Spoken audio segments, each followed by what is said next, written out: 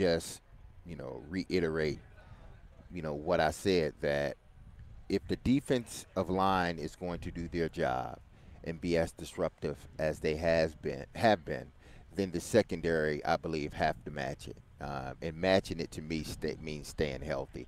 And I'm sure we'll get into even more of that on the other side.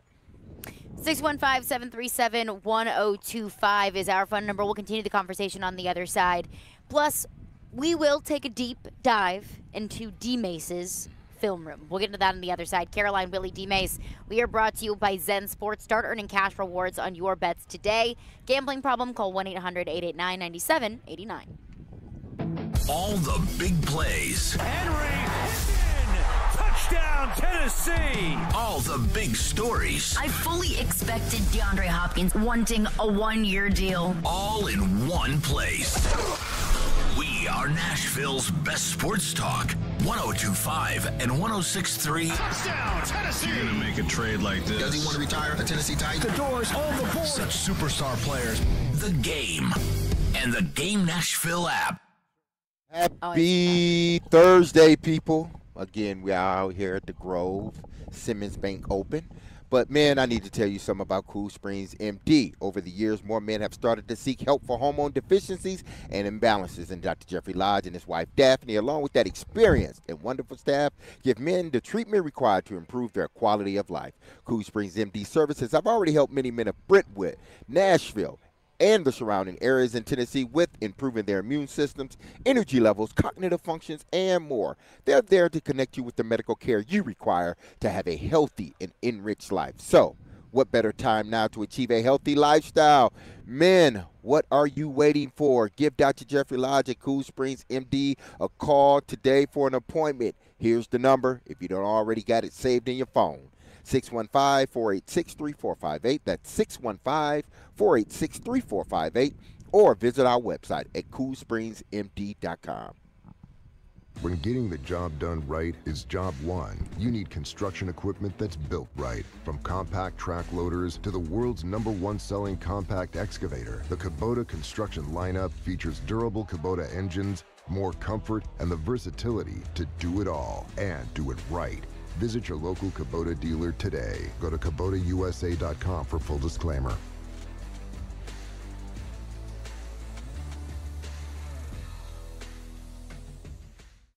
Men, at the Tennessee Men's Clinic, our urologists and providers have been helping guys with erectile dysfunction and other sexual health issues for years. And unlike some, at the Tennessee Men's Clinic, we take a comprehensive approach to your sexual health. Our sole focus is to treat ED and related conditions. ED can be affected by a bunch of things, from hormones, prostate issues, medical conditions, and even simply aging. The fact is, most guys experience it at some point in life. If you're suffering with ED, it's extremely important to see a provider that understands how your medical conditions, hormone levels, and other factors can impact your ability to have sex. That's why you should come to the Tennessee Men's Clinic, where we have treatments that are effective in nearly 90% of cases. I can't tell you how many guys we've seen that thought their situation was hopeless, only to be wildly surprised. So give us a call today. We'll do some blood work with a T-check and a medical consult to give you the best shot at success. Call 615-208-9090 or go to TennesseeMen'sClinic.com. We have 2 offices, Midtown and Franklin. Visit our website to learn more, including side effects. Treatments extra, results vary.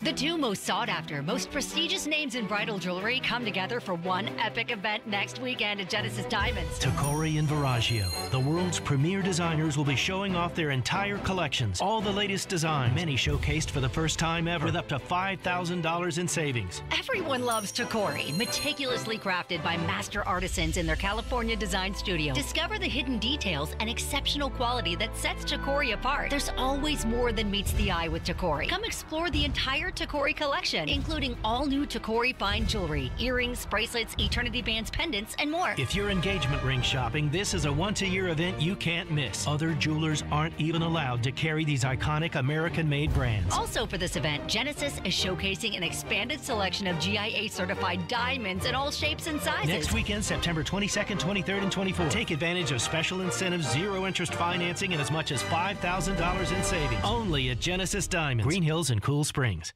It's Raymond and Austin. We're back on All-Star Sports Radio. Celebrating their 30th year, our sportsbook and casino sponsor, BetUS.com, is going big. That's right, Austin. Sports bettors can win a new truck, get the industry's biggest 125% sign-up bonus, and even get up to 30 risk-free bets. Touchdown! BetUS also has a 150% casino sign-up bonus. Blackjack, now you're talking, Austin. They also have live dealers and live betting on sports, including racetrack. Get started today at BetUS.com, where the game begins.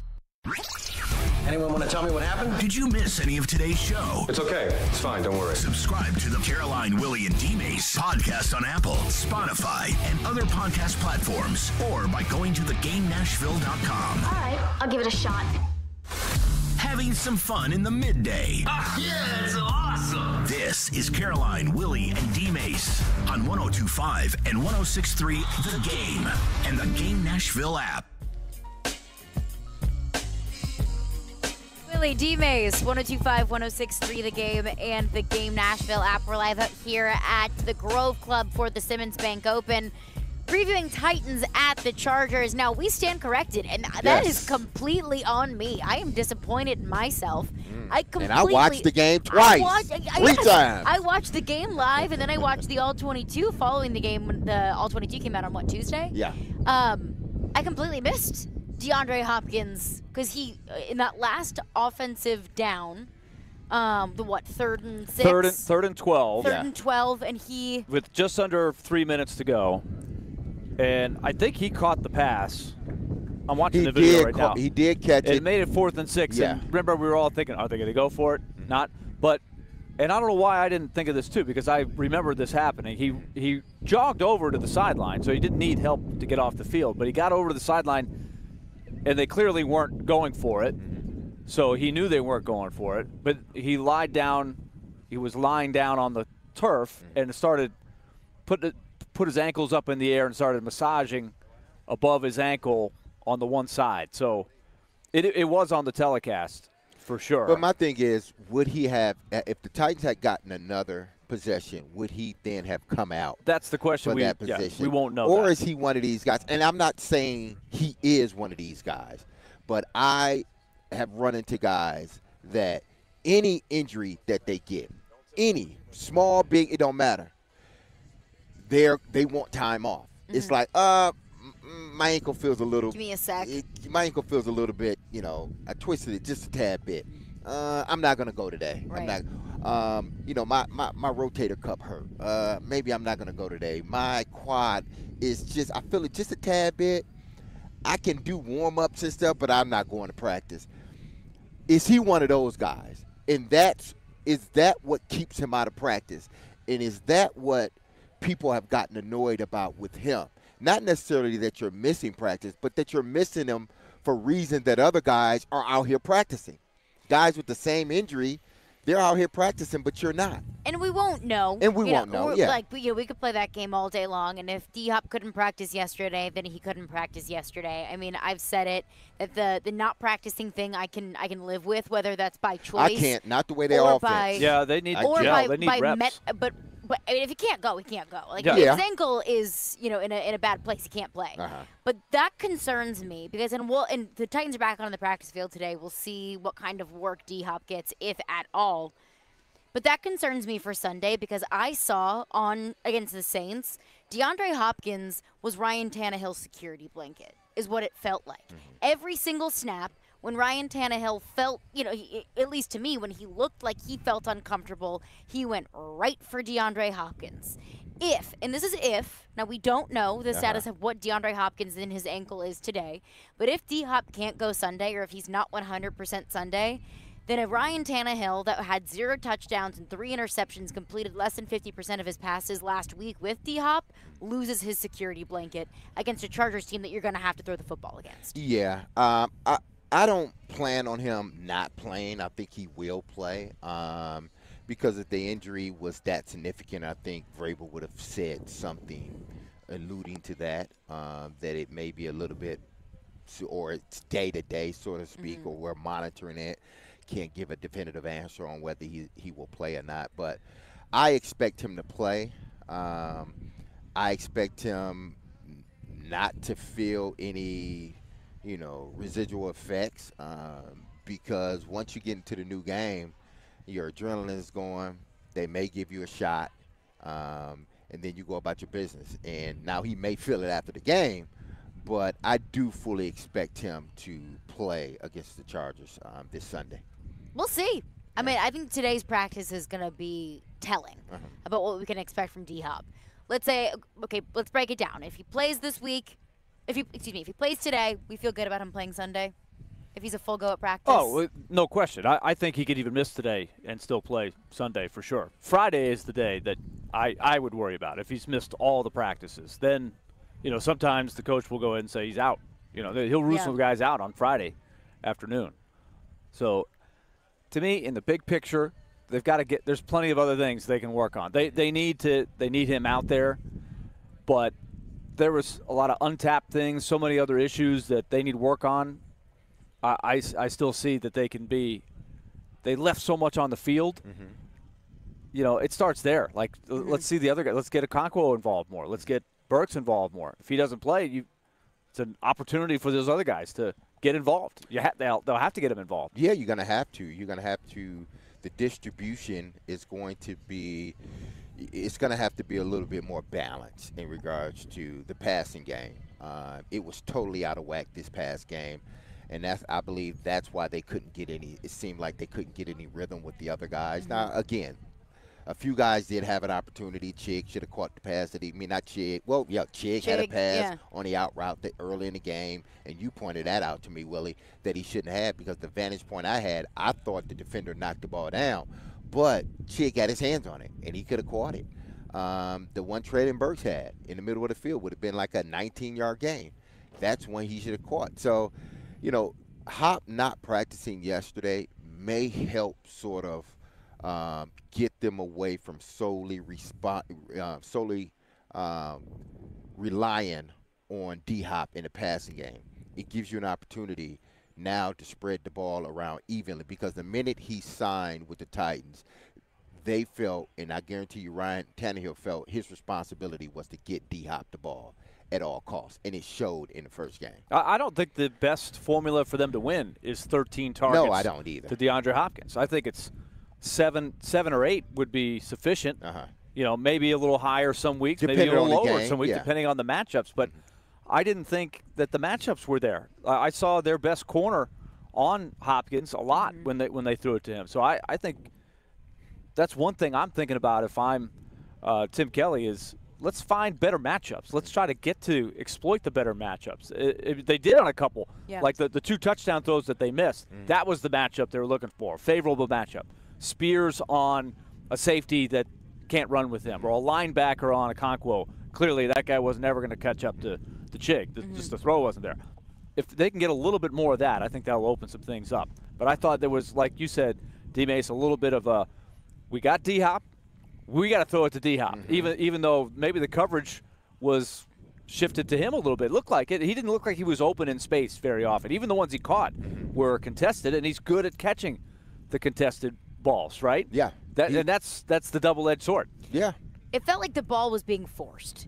And whether it's D-Hop, whether it's Traylon Burks, whether it's Chris Moore, whoever it is, this offense won't be successful if you're continuing to force the ball into places where it shouldn't be. 615-737-1025 is our phone number. Coming up next, D-Mase has broken down the film, so we'll take a look into D-Mase's film room and his evaluation of the Chargers, and we will do that coming up next. Tune in to 93.3 Classic Hits this Saturday for MTSU football. The Blue Raiders will kick off at 6 p.m. at home against Murray State, pregame beginning at 5 p.m. You can hear all the coverage on the 93.3 Classic app and at 93.3classichits.com. It's a long summer. But don't worry. Hockey will be back soon. You'll hear every slap shot, save, hit, and of course, knocked down in front, rebound, and the score! On your home for Smashville. 102.5 and 106.3, The Game and the Game Nashville app. Is it October yet?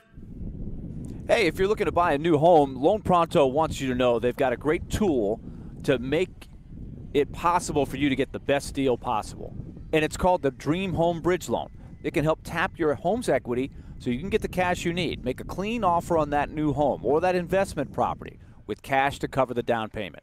With this program, you get that cash in just a matter of days. Very little paperwork, usually no appraisal is needed, a much more streamlined process. So then you can go after that house you want with no contingency. When the current house that you have sells, the bridge loan completely disappears, and you've made that transition in the best possible way. So don't put off the dream. Call now. Loan Pronto can be reached at 615-499-5780. That's 615-499-5780, or go to loanpronto.com. Ask about the Dream Home Bridge Loan, 615-499-5780. Equal Housing Lender, NMLS 166-1781, subject to lender approval, NMLS ConsumerAccess.org. It's time for another Kubota Field event hosted by Coleman Tractor of Nashville. Our biggest sales event of the year will take place on Thursday, September 21st at the Nashville Gun Club during the Shooting Hunger Sporting Clays Shoot. Stop by our booth to learn all about Kubota. Zero-turn mowers, utility vehicles, and more. Take advantage of Kubota's competitive financing offers, receive a coupon for up to $250, plus enter to win prizes. Try it and buy it at Coleman Tractor of Nashville during the Shooting Hunger Sporting Clays Shoot at the Nashville Gun Club, Thursday, September 21st. The event kicks off at 7:30 a.m. Hey, Tennessee, when you bet on Zen Sports, the new sportsbook in town, you get the best reward possible. Cold, hard cash. You bet with your own money, so why accept anything less from your rewards program? With Zen Sports, you earn cash on your bets, cash on your referrals bets, and a welcome bonus in, you guessed it, cash. So stop settling for Vegas rewards when we're in Tennessee. Cash in your old sportsbook for Zen Sports. Your wallet will thank you later. Zen Sports. Betting just got better. Gambling problem? Call 1-800-889-9789. Terms and conditions apply. Must be 21 and up and in Tennessee to bet. Nashville, the Korn Ferry Season Championship Tour hits town this week with the Simmons Bank Open starting Thursday, 102.5 and 106.3. The game will be live on location with Caroline, Willy, and D-Mase, along with Jared Stillman. Tune in for great coverage. Vanderbilt Commodore fans, 102.5 and 106.3 The Game, along with 94.9 The Fan, is your new home for broadcast of games and the Commodore Hour on Monday evenings. Catch all the action for football, men's and women's basketball, and baseball all season long. Go Doors! Today's world is filled with many things that can push us to our limit. An upcoming move should not add to that list. Hey, it's Caroline Fenton. And when you choose Black Tie Moving like I did, you get a highly awarded Inc. 500 company. From the free estimate by a local professional moving consultant to the red carpet treatment, they take the stress out of the process. So visit blacktiemoving.com or call 615-437-8401. Mention GAME, G-A-M-E, to score 10% off your next move. Let Black Tie Moving make your next move the best move of your life. Blue Raider football lives on 93.3 Classic Hits. Hey, this Saturday, the Blue Raiders return home for the first time this season to take on Murray State. Coverage begins at 5. Your home for the Blue Raiders is 93.3 Classic Hits. Hey, Nashville, this is Paul Feinbaum, and you're listening to Nashville's best sports talk, ESPN 102.5 The Game.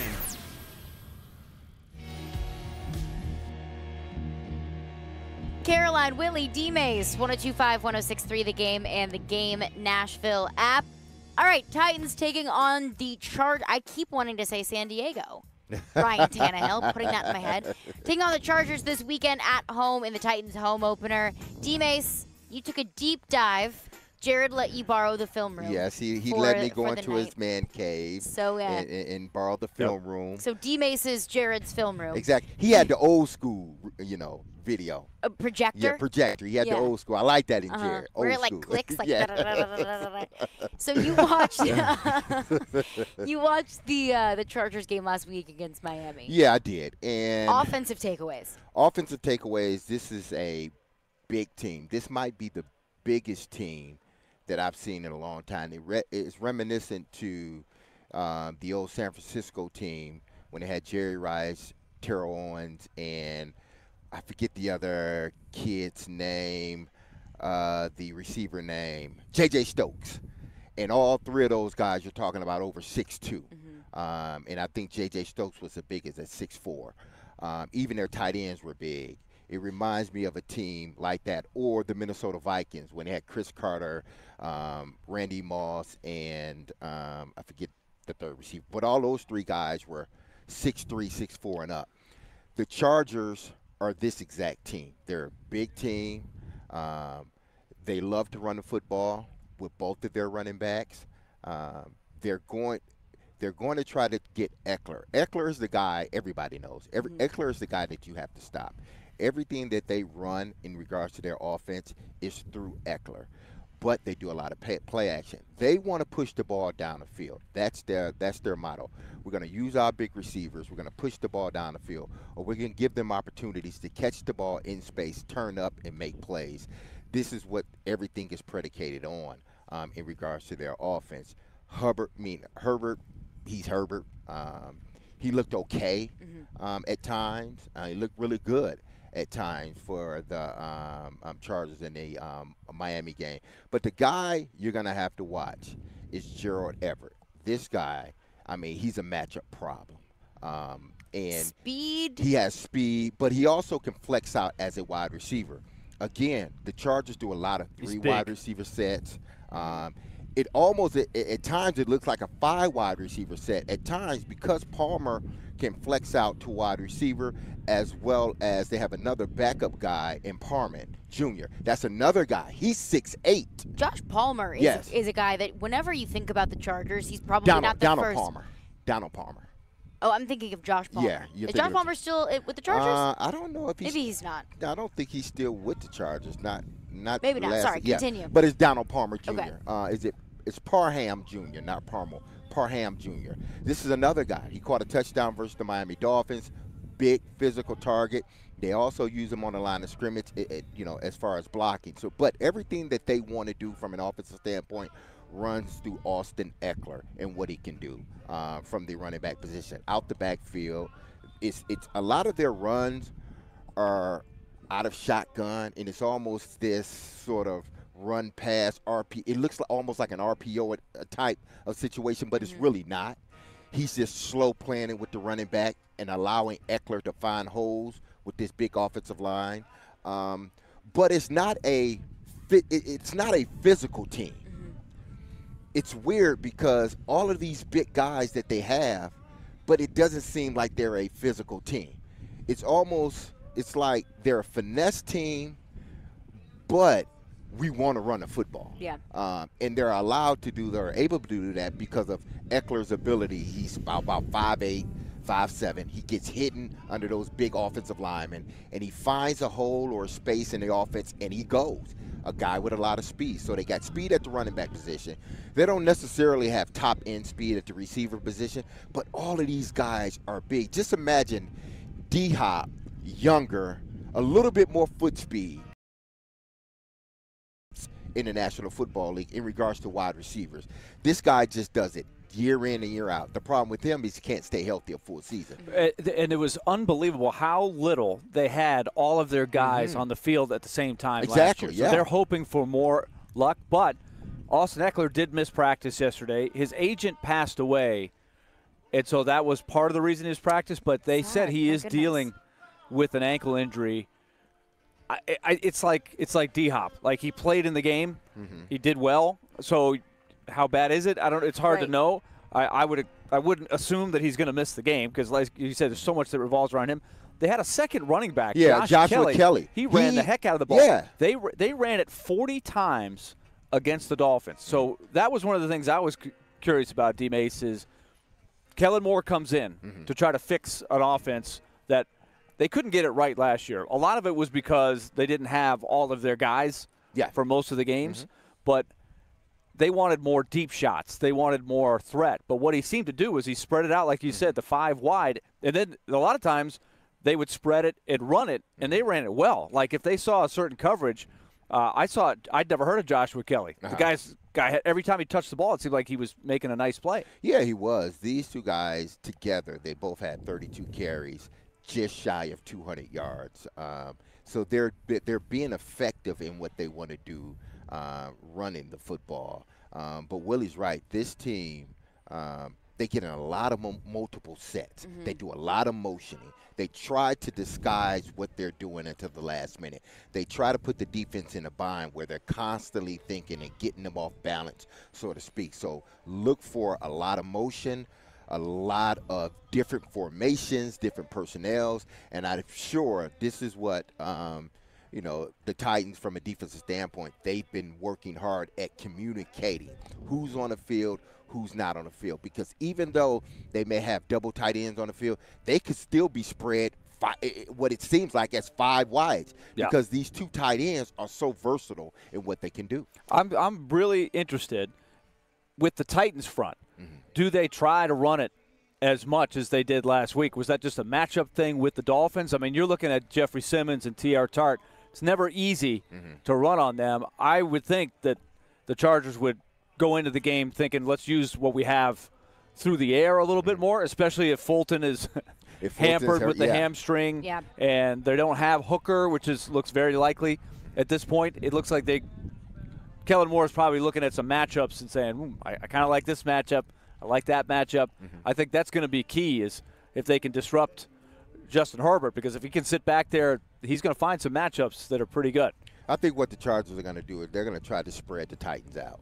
They're going to try to get those backers outside of that box or declare what they're doing right away. I think that's their only way to try to get a productive run game. If they sit there and try to pack it in, the Titans are going to stop them pretty much all day. But if they spread them out, get some space, because they've motioned, Eckler out wide and then motioned them back in, put him on the side of Herbert, then run him a run play. They've done the exact same thing, fake the run, through a quick pass. So they're going to try to do these sort of multiple things to get those linebackers sort of out of the box, in a sense, get the Titans to declare what they're doing from a front standpoint, because they know what we did last week against the Dolphins, we can't do against the Titans front. And the Kellen Moore aspect of things, I think, is interesting, because I heard Austin Eckler, I believe he was on SportsCenter earlier this week, talking about the changes that Kellen Moore has brought into this offense. And Austin Eckler mentions tempo, how they want to do things quickly. I'm telling you, they get on the ball fast, and they're ready to go, almost to a point where a few times I thought it was false start. Like, you didn't get a guy enough time to set. You didn't give your offensive line enough time to set, but they never caught it. Yeah. But I'm sure that is something that Mike Vrabel is going to talk to the reps about Friday when they come in, or Saturday when they come in. Hey, watch them. Make sure they're set before they try to get off on the ball, because there were several times that the Chargers got on the ball very quickly, and right after the ref moved out the way, they hiked it. So the Titans got to be aware of that tempo. That concerns me for 2 reasons. One, can you get up, get set, and get your mind right before they snap the football? And 2, what Mike Vrabel harps on constantly is eliminating those pre-snap penalties. Like, I don't want that defense to get too pass happy and get those offsides penalties because they're anticipating the snap.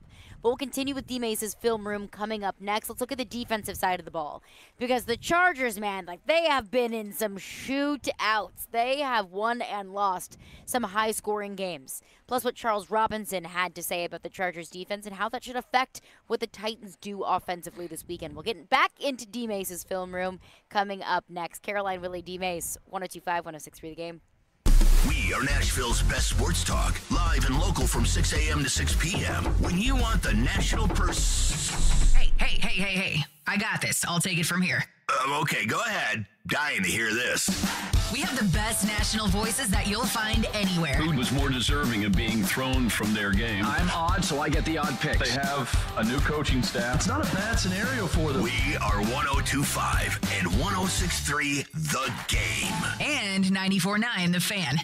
Your home reflects you, your style, your choices. That's why purchasing a home is not just financially significant, it's personal too. At F&M Mortgage, we understand clients need a loan that's just as personal, one that fits you with service from a local lender who lives right here. Yes, we offer competitive rates and low closing costs, but we also know home financing should be more than just numbers. Come see us at one of our branches or online at myfmbank.com. F&M Bank, banking made easy on purpose. Member FDIC, Equal Housing Lender.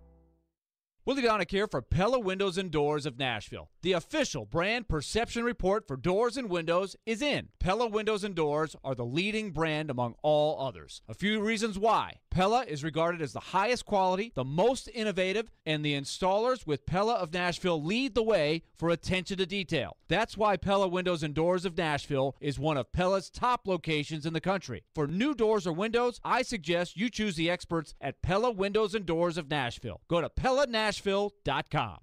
Hey, it's Jared for PhD Weight Loss. I love the PhD Weight Loss program, and I am continuing to blow past the numbers. That's right. I'm getting close to my maintenance stage, and I did it all while enjoying the summer and traveling on vacation. But now that it's football season, I'm able to lock in on my nutrition thanks to the PhD Weight Loss program. I feel so much better about being in control of my weight, and I get excited when I continue to see my progress. And what's great is that PhD Weight Loss provides you 85% of the food at no added cost. That's no pills, that's no injections, that's no crazy workout program, but it is simple nutrition that they help you through. If you're someone who has struggled to lose weight, go online to myphdweightloss.com and check it out for yourself. You can learn about the program, the coaching, and of course, their guarantee. If you don't get within 5 pounds of your target weight by the end of your program, PhD will continue to coach you for free until you do. That's PhD Weight Loss online at myphdweightloss.com. Do reward. Just desserts. Special day. Payoff. Just because. Whatever your reasons, it's time to visit the spa. Mokara Spa at the Omni Nashville Hotel, now offering outdoor yoga 9 a.m. every Saturday through September 2nd on the spa terrace. Book any treatment and get complimentary valet parking and access to the rooftop pool with incredible views of the Music City skyline. Mokara Spa at the Omni Nashville Hotel. Inner Zen, outer beauty. Hey, are you seeking relief? Maybe you just want to enhance your day or night. Did you know there are legal THC products available right here in Tennessee? Yeah, really. You can have legal THC products shipped directly to the comfort of your home. Yes, comfort in cannabis is only a website away. Visit greentreescompany.com. That's Green Trees with a Z, and change your life today.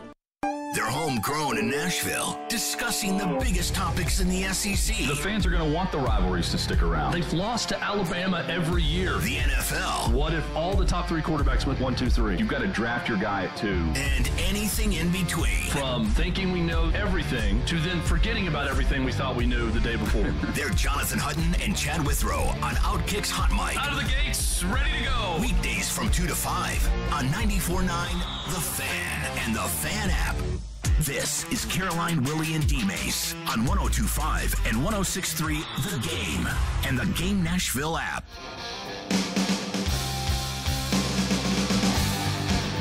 Caroline, Willy, D-Mase, 102.5, 106.3 The Game and the Game Nashville app. The Titans home opener is this weekend, and we want you to tailgate with us downtown before kickoff.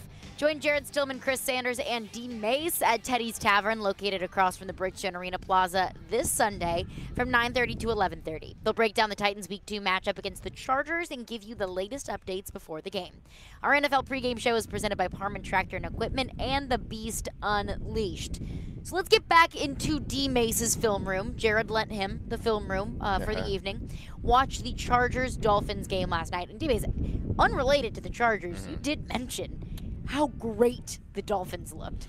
I mean, listen, and see, this is why when people say, well, I would rather play this team instead of playing this team, before you even see the team that you talk about you don't want to play. Well, hey, I said I'd rather play Tua than Josh Allen, and I stand by that. No, but watch this Miami Dolphins team. If their defense is 15th, 14th, 13th in the National Football League, I don't see how anybody beats this team. Because when you say speed kills, speed definitely kills when it comes to the Miami Dolphins. And when you say speed, do you mean tempo or do you mean physical speed? I'm saying tempo, physical speed.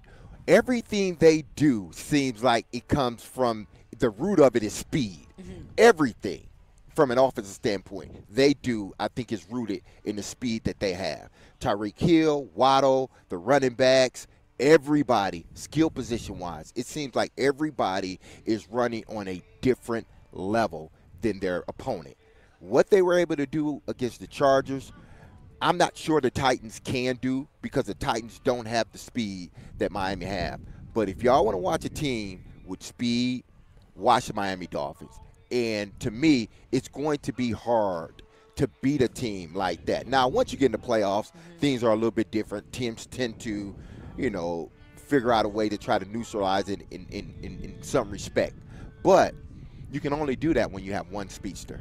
These guys got like 5 or 6 of them running across the. Tyreek Hill, Jalen Waddle. I mean, that's all you need. Hill, Waddle, was it Mostert? Yeah, Raheem Mostert. Raheem Mostert coming out the back. But all these guys are 4.3 guys. Probably Tariq is probably a 4.1 guy. He's if a it sub really 440. Exactly. So these guys, and they use it to their advantage. The play calling is because of the speed. Nothing more, nothing less. But let's get to the Chargers defense. So, but in that same breath, how was the Chargers defense able to keep up with that speed? They did. They did. There was a who has the football last. Now they did get some, situations where, they did stop Miami. But I think a lot of it was what Miami didn't do and not necessarily what the Chargers did. But again, I can't look at that game and think the Chargers are a bad defense because that's a different offense. If the Titans offense looked like this, then I would be saying, hey, listen, the Titans are going to blow the Chargers out. Yeah. But it doesn't look like the Miami Dolphins. The Chargers defense, obviously, is led by Bosa. Khalil Mack's there. He dealt with an injury last year. They revamped their defensive front.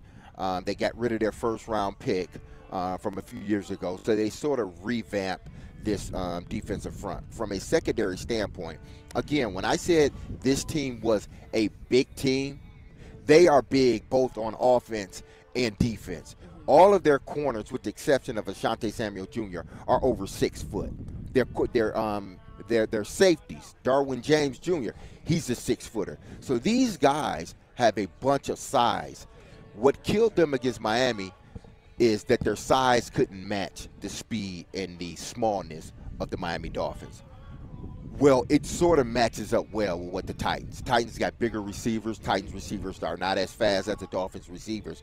So expect this Charger team to be a little bit more physical on the outside because they know the Titans can't run by them the way that Miami ran by them. Another thing with the Chargers defense, they get fooled so easy on play action, boots, and rollouts. If you play action one way or boot going the opposite way, this is a fast-flowing defense, and at times it hurts them because there were several situations, and again, it could have just been Miami, because of their speed, but there were several plays where Miami faked one way, and the whole defensive front, linebackers, ran that direction, and Tua comes out the backside. He's running by himself, and receivers are open down the field by themselves. The defensive backs, discipline isn't good. Again, maybe it was just Miami. But the defensive backs, J.C. Jackson, they're not too high on him. They gave him a lot of money last year, and he's not quite playing up to the standards. At times don't be surprised if you see Asante Samuel Jr. get in there a little bit more depending on what the Titans receivers are doing. But again, this is a big team. They can be physical at times up front, but they can be fooled a lot. You better get some help on Khalil Mack and Bosa. If you don't help on Khalil Mack and Bosa, they're going to wreck everything that you try to do from a pass standpoint. The ball can be ran on them now. Again, they are not a big front. They're a big team, but not necessarily a big front. So the Titans can run the ball on them, but they're going to have to. This is a game where they're going to have to use play action to their advantage. I wouldn't be surprised if 30% of the play calling is play action because this defense flows so well, and at times they're undisciplined. The Chargers have to be sitting there going, man, we just game plan for Miami. Totally different look than what they're going to see against the Titans. So I don't know what that's going to look like. That's the mystery. That's what you love about NFL football. And a couple of guys you mentioned, Derek, we should point out that Joey Bosa did miss practice yesterday with the hamstring. Questionable on Sunday. And Eric Kendricks, another guy that was a pickup from them in the offseason from I believe, Minnesota. He missed practice. He's an important part of what they brought in. He's got a hamstring. The hamstring things, like I know the Titans are dealing with it with Christian Fulton, which is nothing new, but you always wonder what that's going to look like, because that can get worse on one play. You can try to play. It's only week 2. I'm sure you're thinking, I can't miss week 2. I got to be out there. You try to push it. So just something to keep your eye on. So they could be missing a couple of key pieces. And man, my game plan with Joey Bosa not in there pass rushing, I'm looking forward to that. That would be a plus for the Titans offense. But again, they can exploit the LA Chargers. They just have to be, they have to be systematic in doing it. They got to be consistent in what they want to do from an offensive standpoint, and they got to have a clear vision of how and what they want this game plan to look like against a team that has some really good players, but they can be undisciplined at times. They're not eye discipline. Let's say that they can be fooled. The back end isn't as good as what they hoped it to be. Again, they paid J.C. Jackson all this money, and he hasn't, up until this point, he hasn't lived up to those dollars that they've given him. And again, I look at that last game with the Dolphins and the Chargers, and I'm like, wow, this Chargers defense isn't good. But then again, I gotta understand that Dolphins offense is totally different. Like the Dolphins offense is on Mars, Saturn, somewhere. Otherworldly. Otherworldly, and the Titans are still here on Earth. So I can't quite, say, well, they couldn't do this versus Miami, then they wouldn't be able to do it against the Titans. Right. No, the Titans offense doesn't have near the speed as the Miami offense does. Completely different identities. Exactly. Miami wants to be, the offense of 2050. The Titans are the offense of 1950. Yeah. But that's their identity. No, you're right. That's their identity. I've never said that, Miami was a ground and pound team. And I never said that the Titans were the 1980-something version of the run and shoot. The late 80s, early 90s of the run and shoot with the Houston Oilers. So they're not that, but the Dolphins offense isn't, some pedestrian offense either. Here's what concerns me, and we'll get back into this. Of course, we got silly underdog picks. We'll continue to get back into this conversation. What concerns me is the Titans want to win games by running the football and playing really good defense. And I think they can win a fair bit of games by doing that. I fear that they just can't, one, defensively get to the quarterback enough to eliminate what the Chargers want to do offensively, and two, the Titans offensively just simply can't keep up. Like the Titans offense is not equipped to put up 35 points a game. I think the Chargers could average close to 35 points a game. They've got to make it. And last year, I was worried about that very thing. Yeah. And they were able to Mike Vrabel the game into that 13, 10, 16, and they were right in it. They couldn't quite get over the top, even with a decimated lineup. Remember, that was the game that Tannehill re-injured the ankle, and I don't know how he finished the game. He came back in after a couple series by Willis. That was amazing to me. But they didn't quite have enough, but I was impressed how they were able to just make it a lower possession game, keep it within reach, and they had a chance to win it. Make them play the kind of football that you play. That's what they want to do. Give up 17 points to the Chargers? Yeah. But this is a different offensive coordinator. True. Yeah. A different offense. Even Keenan Allen said last year's offense was more predicated on short passes. Dunks. Yeah. So this who offense dictates is the totally tempo? different from that. So that's the question: is who will be able to dictate the tempo in this game? Right. 615-737-1025 is our phone number.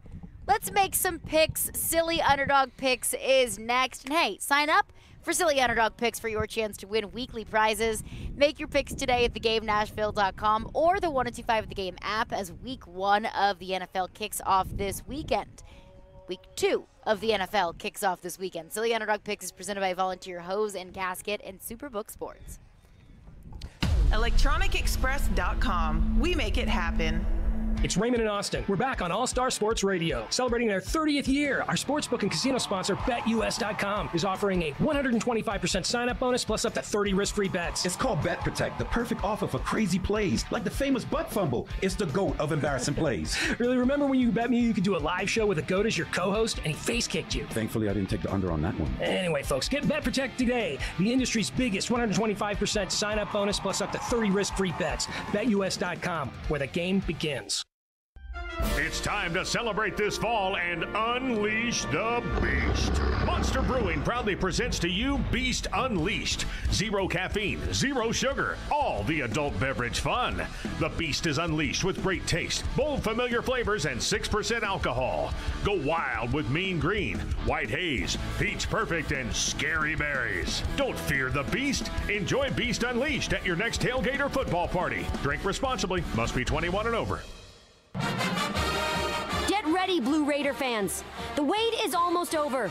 Our beloved MTSU football team is set to take on Murray State in the home opener at Floyd Stadium on September 16th at 6 p.m.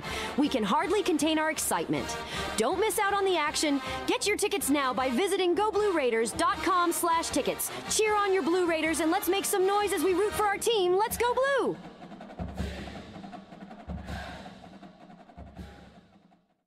Get in on the conversation at 615-737-1025. The game text line is driven by Wilson County Hyundai. Online at wilsoncountyhyundai.com. 94.9 The Fan is your home for Hit City. Your Nashville Sounds continue their 6-game series in Charlotte tonight.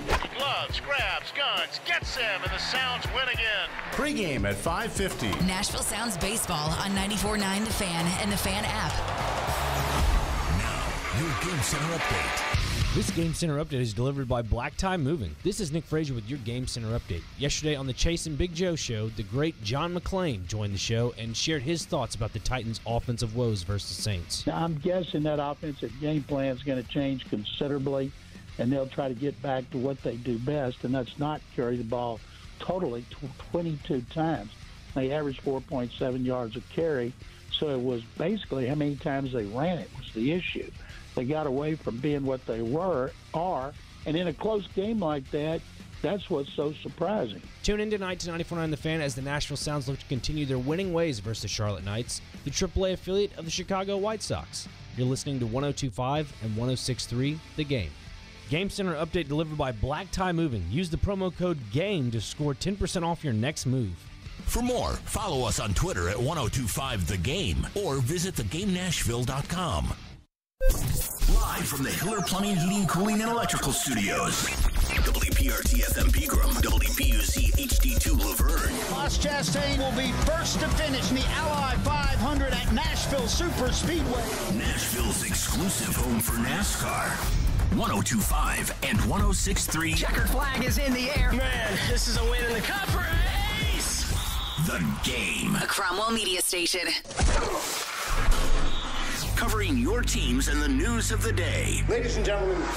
This is Caroline, Willy, and D-Mase. Who is pleasant to listen to. With Caroline Fenton, Willie Donick, and former NFL wide receiver Derek Mason. You are hands down my favorite radio personalities of all time. On 102.5 and 106.3 The Game and the Game Nashville app. With no further ado. There's no need to fear. Underdog is here. Caroline, Willy, D-Mase, 102.5, 106.3 The Game and the Game Nashville app. We're live from the Hiller Plumbing, Heating, Cooling, and Electrical Game Studios, and we're streaming live on Twitch, Twitter, YouTube, and Facebook Live every single day. We're live out here at the Simmons Bank Open at the Grove Club. It's a beautiful day, and it also is a beautiful day for me to finally put some silly underdog pick points on the board. I will send it to our commish, Willie D. All right, ladies and gentlemen, boys and girls, welcome to Silly Underdogs 2023, presented by Volunteer Hose and Gasket and Superbook Sports. We have got the gang all here, except for one person. Chase McCabe is going to join us in the second segment. He will be ready to make the pick, but, you know, suit duties call every now and then. Suit's going to suit. Yep, suit's going to suit. So why don't we do this? Let's welcome the panel. First, we've got, of course, Caroline and D-Mase here. Chase will join us in segment 2, so let's meet the rest of the panel. Let's bring in George Plaster up first. Plaz, are you present and accounted for?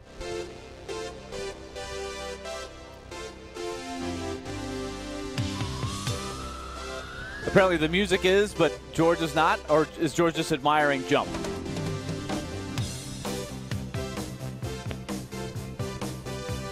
D-Mase might have to do his best George impression. Well, fellas, you know. Is Kelly on the phone? Well, Kelly, I tell you. I tell you lost again, didn't you, Kelly? I kind of figured that. All right, so maybe George is singing along to Jump somewhere. I'm not sure. Let's try Kelly. Oh, here he is. Plaz. All right. Plaz, welcome to our contest. Willie, I don't know what happened. I think I ended up in the dark room that Aaron Rodgers has been living in. I hope your calves feel all right, because I don't know what happened in that dark room, but he may be heading back there. That joke was probably funnier a week ago. Yeah. All right, let's check in with another quarterback. Let's check in with Kelly Holcomb, who is present, ready for Week 3. Kelly? Run a trot line and a country boy can survive. Country folks can survive. Country boy can survive. Country boy. All right, so apparently we're having a little trouble with the phone. So let me do this. Nick, let's go ahead and recap week number 2, and then we'll get everybody all gathered round for their picks here. But week 2, we had another great contest online. Remember, you can go to thegamenashville.com every week and play. You're going to pick 3 games, and you got to make your picks before Saturday at 10 a.m. But online, this is what we had. The most popular picks, there was one that rose above all others. I don't know if you guys want to take a crack at it, but it had 38% of our listeners pick this as at least one of the 3 games. Ooh. Any guesses? Nebraska, Colorado. Nope. It was the line wasn't big enough for Nebraska, Colorado, but Vanderbilt, 38%. That makes sense. Yeah, against Wake Forest, and they had their chances in that game, obviously, but beautiful self-destructed. Yeah, beautiful weather, especially at the beginning. Yeah, 17% had Texas State against UT San Antonio. I don't know where that came from. That's interesting. And then 15% took Cincinnati against Pittsburgh, which turned out to be a very good pick, as we'll find out here in just a moment. So here's what our panel – oh, by the way, the online winner. We had Megan Koger from Alabama, who wins but cannot qualify for the weekly prize because she is not in our listening area. But congratulations to Megan anyway. And so that opened it up for Rick Feinstein from Mount Juliet, Tennessee. He gets the winning prizes for our contest online. Remember, thegamenashville.com. Way to go, Rick. All right, so here's what we had on the online or the insiders. Our panel. George Plaster had the first pick. He booked it. Baylor, a home dog, 8 points against Utah. Very close game. Could have gone either way, but Utah hangs on for the 20-13 win. So let me see if I can get Plaz on the line for a comment. Plaz, your reaction. I was afraid of that. Still phone issues on our end. Hey. So there's Chris. Hey, is it me looking for? Chris. Is it me you looking for? How y'all doing? No, we're not looking for you yet, Chris. We haven't got your pick yet. Yours was pretty interesting. We ain't pick yet? No, we're not picking yet. Hold on. We're recapping the picks from last week. So we asked for Plaz. We got Chris. All right. So we go to Chase up next. He selected the Bearcats of Cincinnati, the aforementioned team that just did pull off the victory. Bearcats were a 7.5-point dog at Pittsburgh. They win at 27-21, so Chase gets his first win of the season. He moves up on the score sheet because nobody else besides Derek has won so far. Kelly had the UAB Blazers, a 7.5-point dog at Georgia Southern. The Blazers come up short 49-35. So Kelly's bitterness against Georgia Southern will continue. He talked about a playoff game he played at Georgia Southern when he was playing for MTSU, where he broke his jaw. So that was a painful reminder, I'm sure. UAB coming up short. Derek Mason with the 4th pick last week took FIU out of nowhere, had no idea. Remember, D-Mase in week number 1 was the only victor. He had Dion's Colorado Buffaloes and 20.5 against TCU. So the follow-up, he takes FIU, a 13-point dog at home against North Texas, and lo and behold, they win 46-39. 2-0, 33.5. Hey, man, I'm just that's just what I do, Willie. I mean, I go in the lab, I turn off all the lights, I turn on the film, and I watch teams across the world. You do. And I watch FIU. You watch an FIU game in your life. Hey, I went back 10 years ago, and I watched FIU, okay? No. Hey, I just know how to pick, man. I just know how to pick. It's a good thing you're so humble about it. So D-Mase has 33.5 through 2 weeks. Goodness, he has shocked the field. That brings us to the defending champion, Chris Sanders, who is always known for his bold picking. He took Appalachian State, 18-point dogs at North Carolina. Ooh-wee. Even the North Carolina fans that we talked to were like, that line seems a little big. Chris was on it big time. App State had the ball down by 3 late in the fourth quarter in scoring territory, had a chance for a go-ahead touchdown, came up a little short, kicked the game-tying field goal. Then North Carolina, I don't know, missed one of the easier field goals you're going to see. They should have won it in regulation. And D-Mase, in frustration, what did you text the group? Kickers, man. Yeah, kickers. Damn. Kickers, man. Because that kept Chris, that kept App State alive in the overtime. They score right off the bat in the first overtime, but they couldn't stop so UNC. Right now. You had it. You had it. But UNC wins in double overtime. Thanks. That makes me feel better. It shouldn't. You lost. Why should you feel better? You lost. I mean, I gave him all, man. That's all you need. 1-1 for the Gipper. That's what I did. Yep. Well, the Gipper didn't win. Well, the same was true for Caroline. Caroline was looking to try to get her first win of the year. She went with Middle Tennessee. Local team. Blue Raiders. You're jumping on the bandwagon. 21-point dogs at Missouri. Caroline, as you know, the Blue Raiders had the ball in Missouri territory, down by 4 in the closing minutes of the game. 6 minutes to go. It's anybody's contest. Could not quite get over the top, but they had their chances. The Tigers have a tendency to disappoint me this season, Willie, both Missouri and the others. Well, you had it. Well, here's an interesting stat. Almost had it. But how about this? Now, this is a little pat on the back to the panel, but the essence of silly underdog picks. Through 2 weeks, the panel is 10-2 against the spread. 5-1 this past week, 5-1 in week 1. But as we know, no points for a cover. Who was the one both weeks? Was it Chase? No, Chase won this past week. Kelly was the only one that didn't cover this week. Chase was the only one that didn't cover in week 1.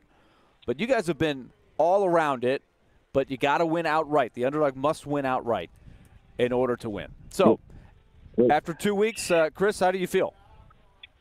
Can I hang up the phone right now?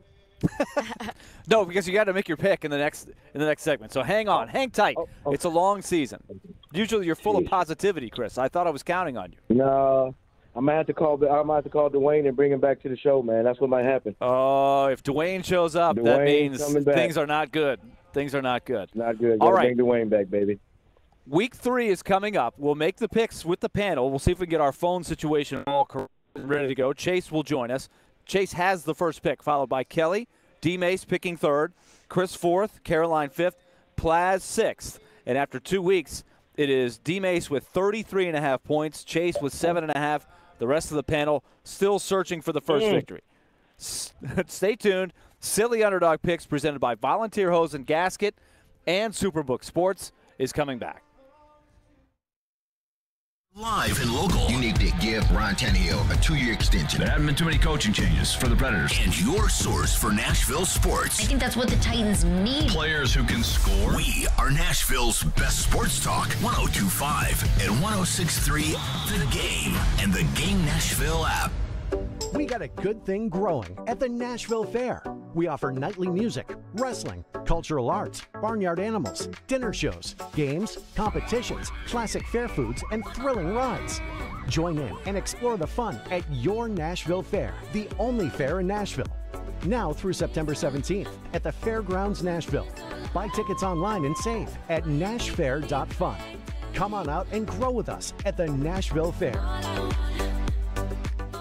Nashville, we have an important decision to make on September 14th. We can elect a mayor who's even more progressive than the liberals ruining Nashville for decades, or we can elect a mayor who understands that Nashville needs a new direction. Our failing schools, our massive tax hike, out-of-control crime, and excessive spending has got to stop. If not, we'll end up like all those progressive cities that are now total disasters. If you don't vote, we can't win. Vote Alice Rowley for mayor today. Paid for by Save Nashville. Tom Landstreet, Treasurer.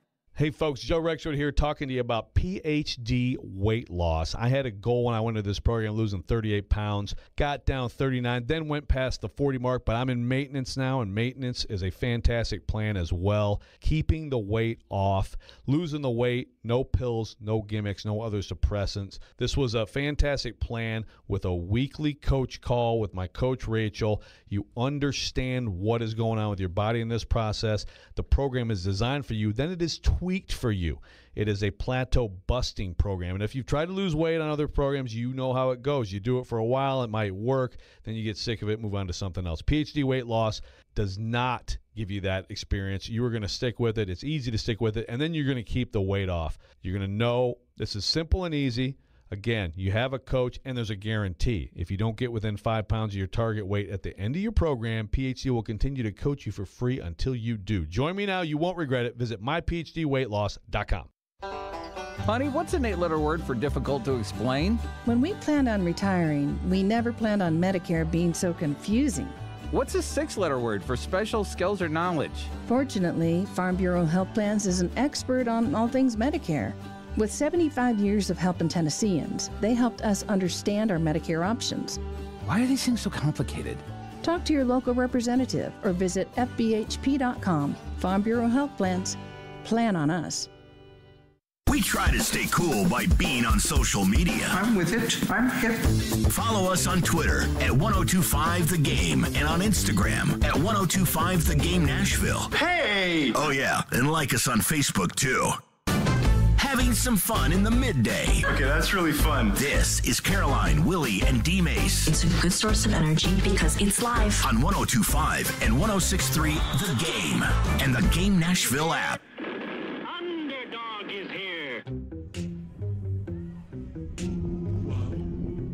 All right, it is time to pick for Week 3. The panel is ready. D-Mase a commanding lead. Can they cut into it? The panel, which has the entire college football season. But remember this year, back to our roots, only one game being picked. It's the college game, so they're going to have to make up some ground. What will the strategy be? Our contest is brought to you by Volunteer Hose and Gasket and Superbook Sports. So let's begin Week 3's picks by going to the suit. Suit! Chase McCabe with the first pick of Week 3.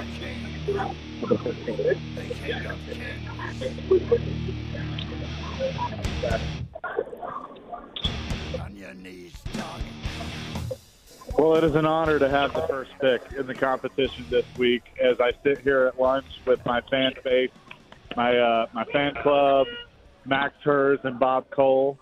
So I am honored that I can pick first. How's everyone doing today?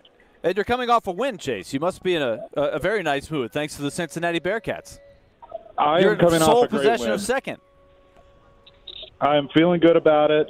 D-Mase, I am coming for you. So just get ready. So here is my pick, and then I'm going to resume my lunch. But I'm going to go with. Wait, hold on, Sue. You got lunch with Bob and Max, and that takes priority over your duties here on the Silly Underdog Picks? Doesn't sound suit to me. This doesn't sound like a very important. It's a very important lunch. I mean, we have a lot to discuss. What are y'all doing? Curing cancer? I'm sure you do. Yes. Hopefully y'all are, Chase. I will say George did order a quesadilla on the air last year and have to leave the panel to go pick it up. Yes. That did happen last year. So when you have George, two I had hot a dogs at lunch, salad. this happens. Yeah, I had a salad, and it was very good. So Okay. Look at you, Skinny Queen. What game would you like That's along what with I'm your trying. salad? I am going to go with the Golden Gophers of Minnesota getting 7.5 against North Carolina. A little non-conference action between two Power 5 teams. Minnesota, if I find them, why can I never find these games? Minnesota is a 7.5 College football point game. dog on the road in Chapel Hill, North Carolina against the Tar Heels, who barely escaped last week against App State. So Minnesota has been front and center here. Yep, that's what I'm going with. All right, well, Chase, go back to your lunch. Say hi to Bob and Max, and we'll talk to you very soon. But we're very disappointed in the timing of this. Set your priorities, all right? I know. Make lunch 1 I o'clock know. next time. Thursdays at We will 12 are work on booked it. for you. Don't you have a secretary or work on something? Yeah. You're a suit. I know. Couldn't you get Max know. to figure that things out for you? I know. I need an assistant. All right, That's what I Chase. need. All Thank right, you. I'm sure. Okay, Chase. I'm sure Kelly Holcomb is very appalled to hear what he just heard. The professionalism has really dropped in this contest today. All right, but Kelly Holcomb is poised to get back in this contest. He has the pick. Run a trot line and a country boy can Country survive. boy can't survive. Country folks can survive. Country boy can survive. Country folks can survive.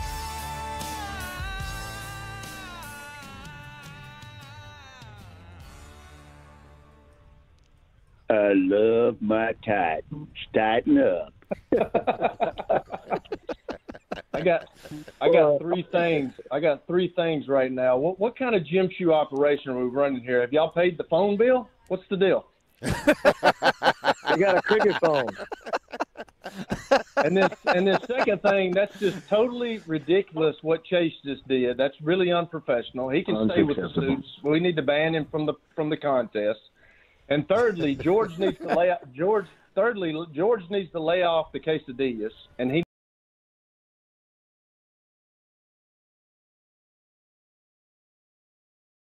needs. I knew you would have an agenda, Kelly. I knew you would Oh, come my strong God. with it. So now that you've got that off your chest, do you have a pick for Week 3? I do, but y'all tried to shut me out of the first round before the break, so I'm just trying to get it all in. Okay, so forget. Yeah, Derek you had some Mason. pent-up anger. Yeah, I got some pent-up anger for Derek Mason too. I mean, he's actually acting like he's actually got a spreadsheet for all this crap. There's no rhyme or reason to any of this. So Willy's trying to say there's a game plan because we've seen Chris Sanders with the game plan. I'm not divulging my game plan to you, Kelly, okay? God, save it, D-Mase. Save it. I don't need to hear all that. Oh. Okay, I'll pick Indiana over Louisville. Ooh. Indiana is a 10-point home dog against Louisville. That's Indiana, very interesting. We all saw Indiana Uh-huh. against Ohio State in that Week 1 on the still getting used to CBS Big Ten game of the week. So let's see if they can figure out how to score. Kelly, do you think they've figured out some offense since then? I hope so. But, I mean, they played okay against Ohio State. Ohio State's still still Easy. wondering what they're going to do at quarterback. And then Chris, when they picked Easy. him, so we know. So I just think Indiana's got a shot. God, zero chance. Okay, Indiana we'll find out. Hoosiers, Now, baby. the Go Hoosiers, Hoosiers. have What? been marked down. So we're heavy Big Ten this week, the Big Ten.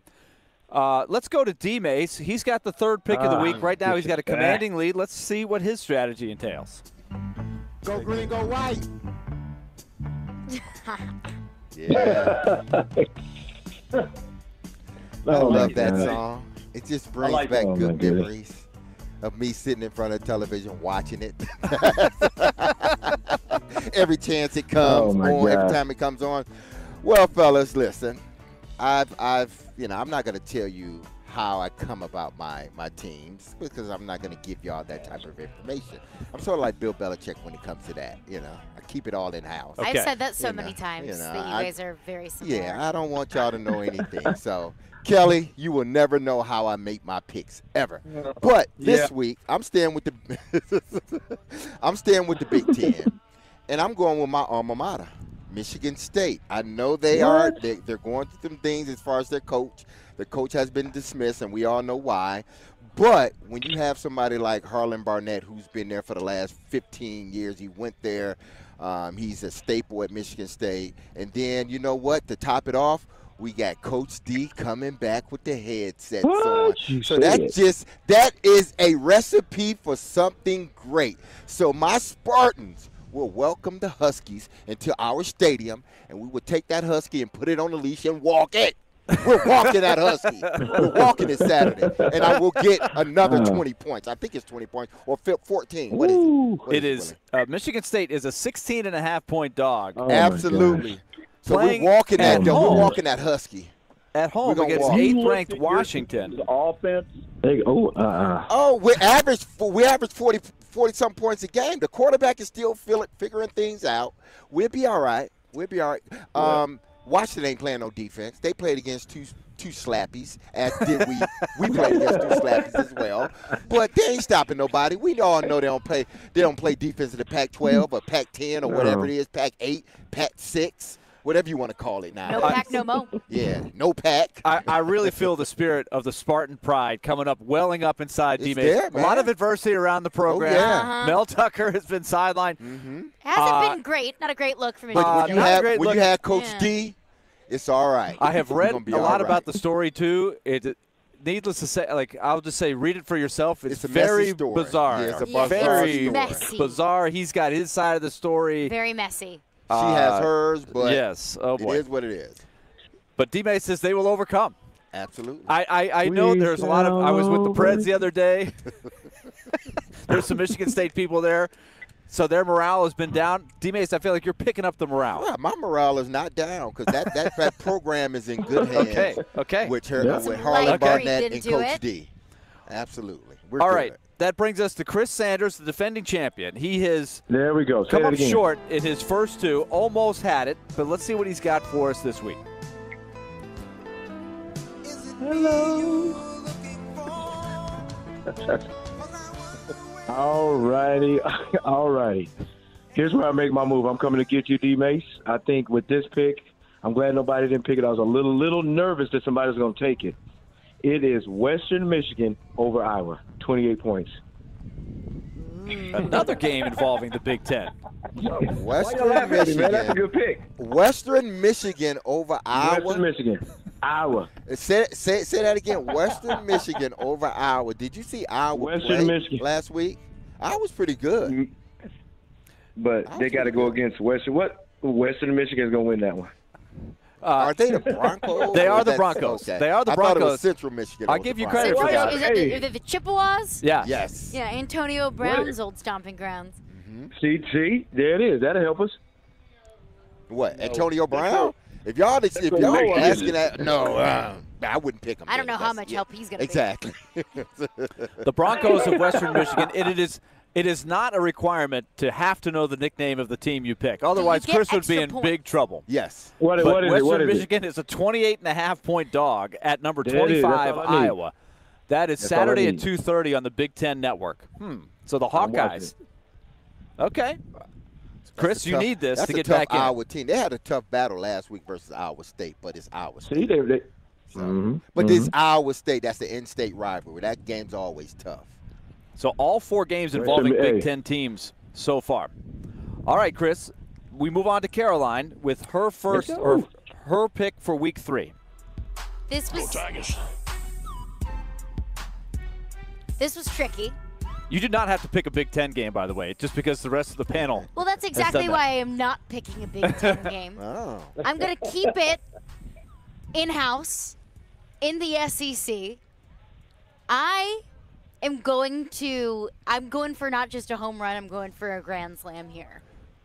Give me South Carolina over Georgia. Ooh. Oh, wow. All right, give me the argument. How are the Gamecocks going to do this? 27.5-point dog in Athens.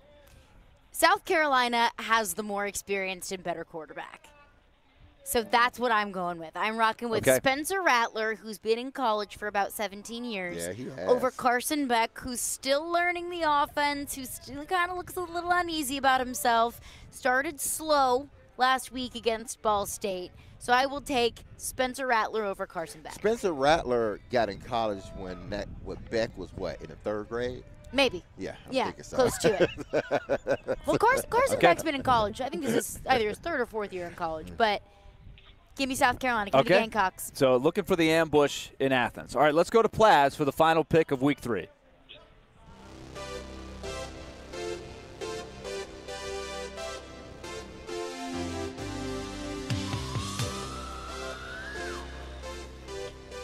Hey, Willie.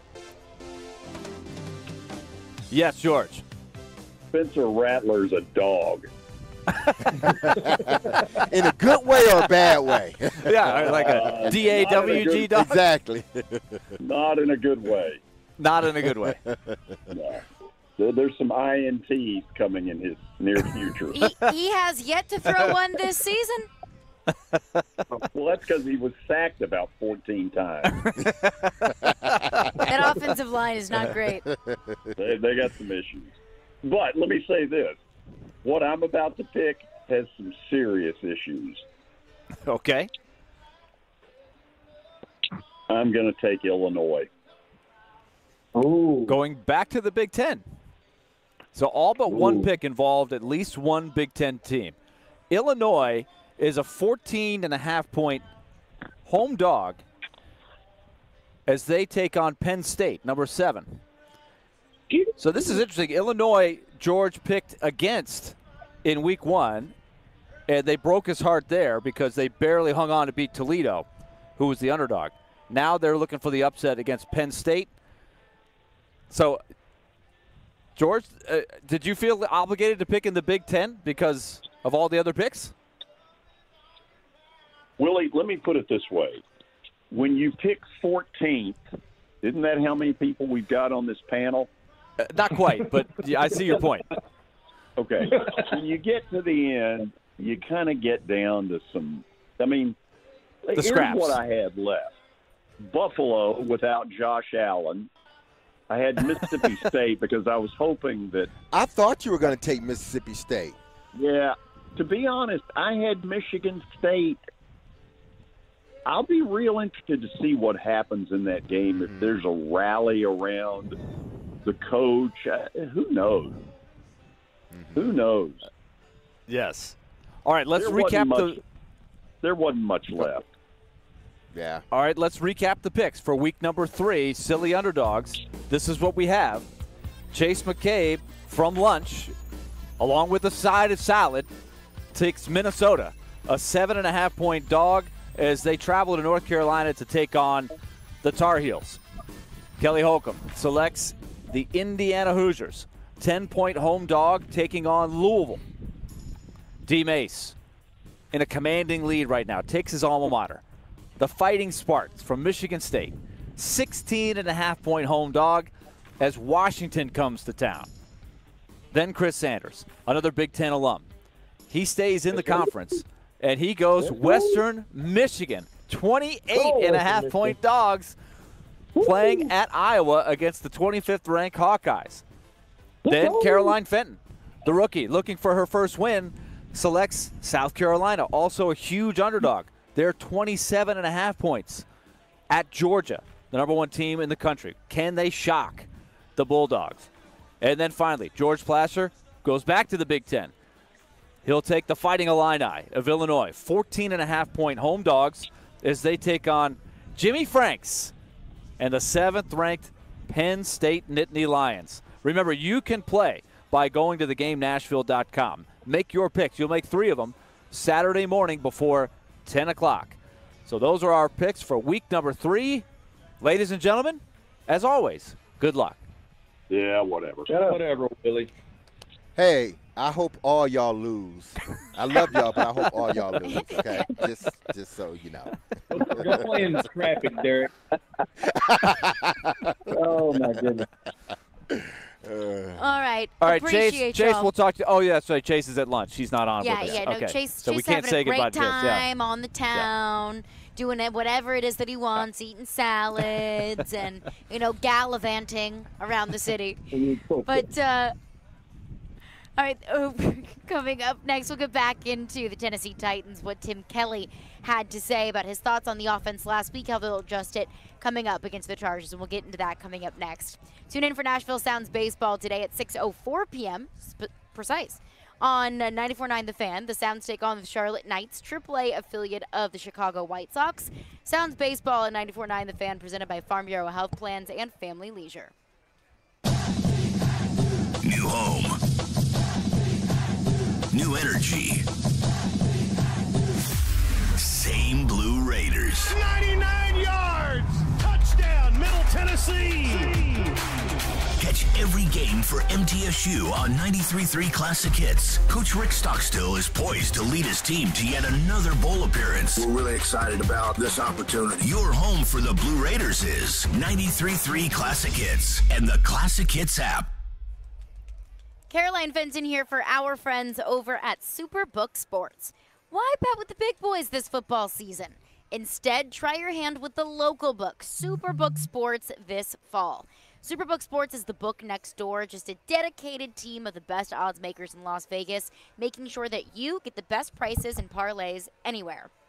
And now, Superbook will give you a bonus of up to $250 when you sign up and wager on the same day and use the promo code Caroline. So bet with the best and use promo code Caroline this football season with Superbook Sports. Visit superbook.com for terms and conditions. Gambling problem? Call 1-800-GAMBLER.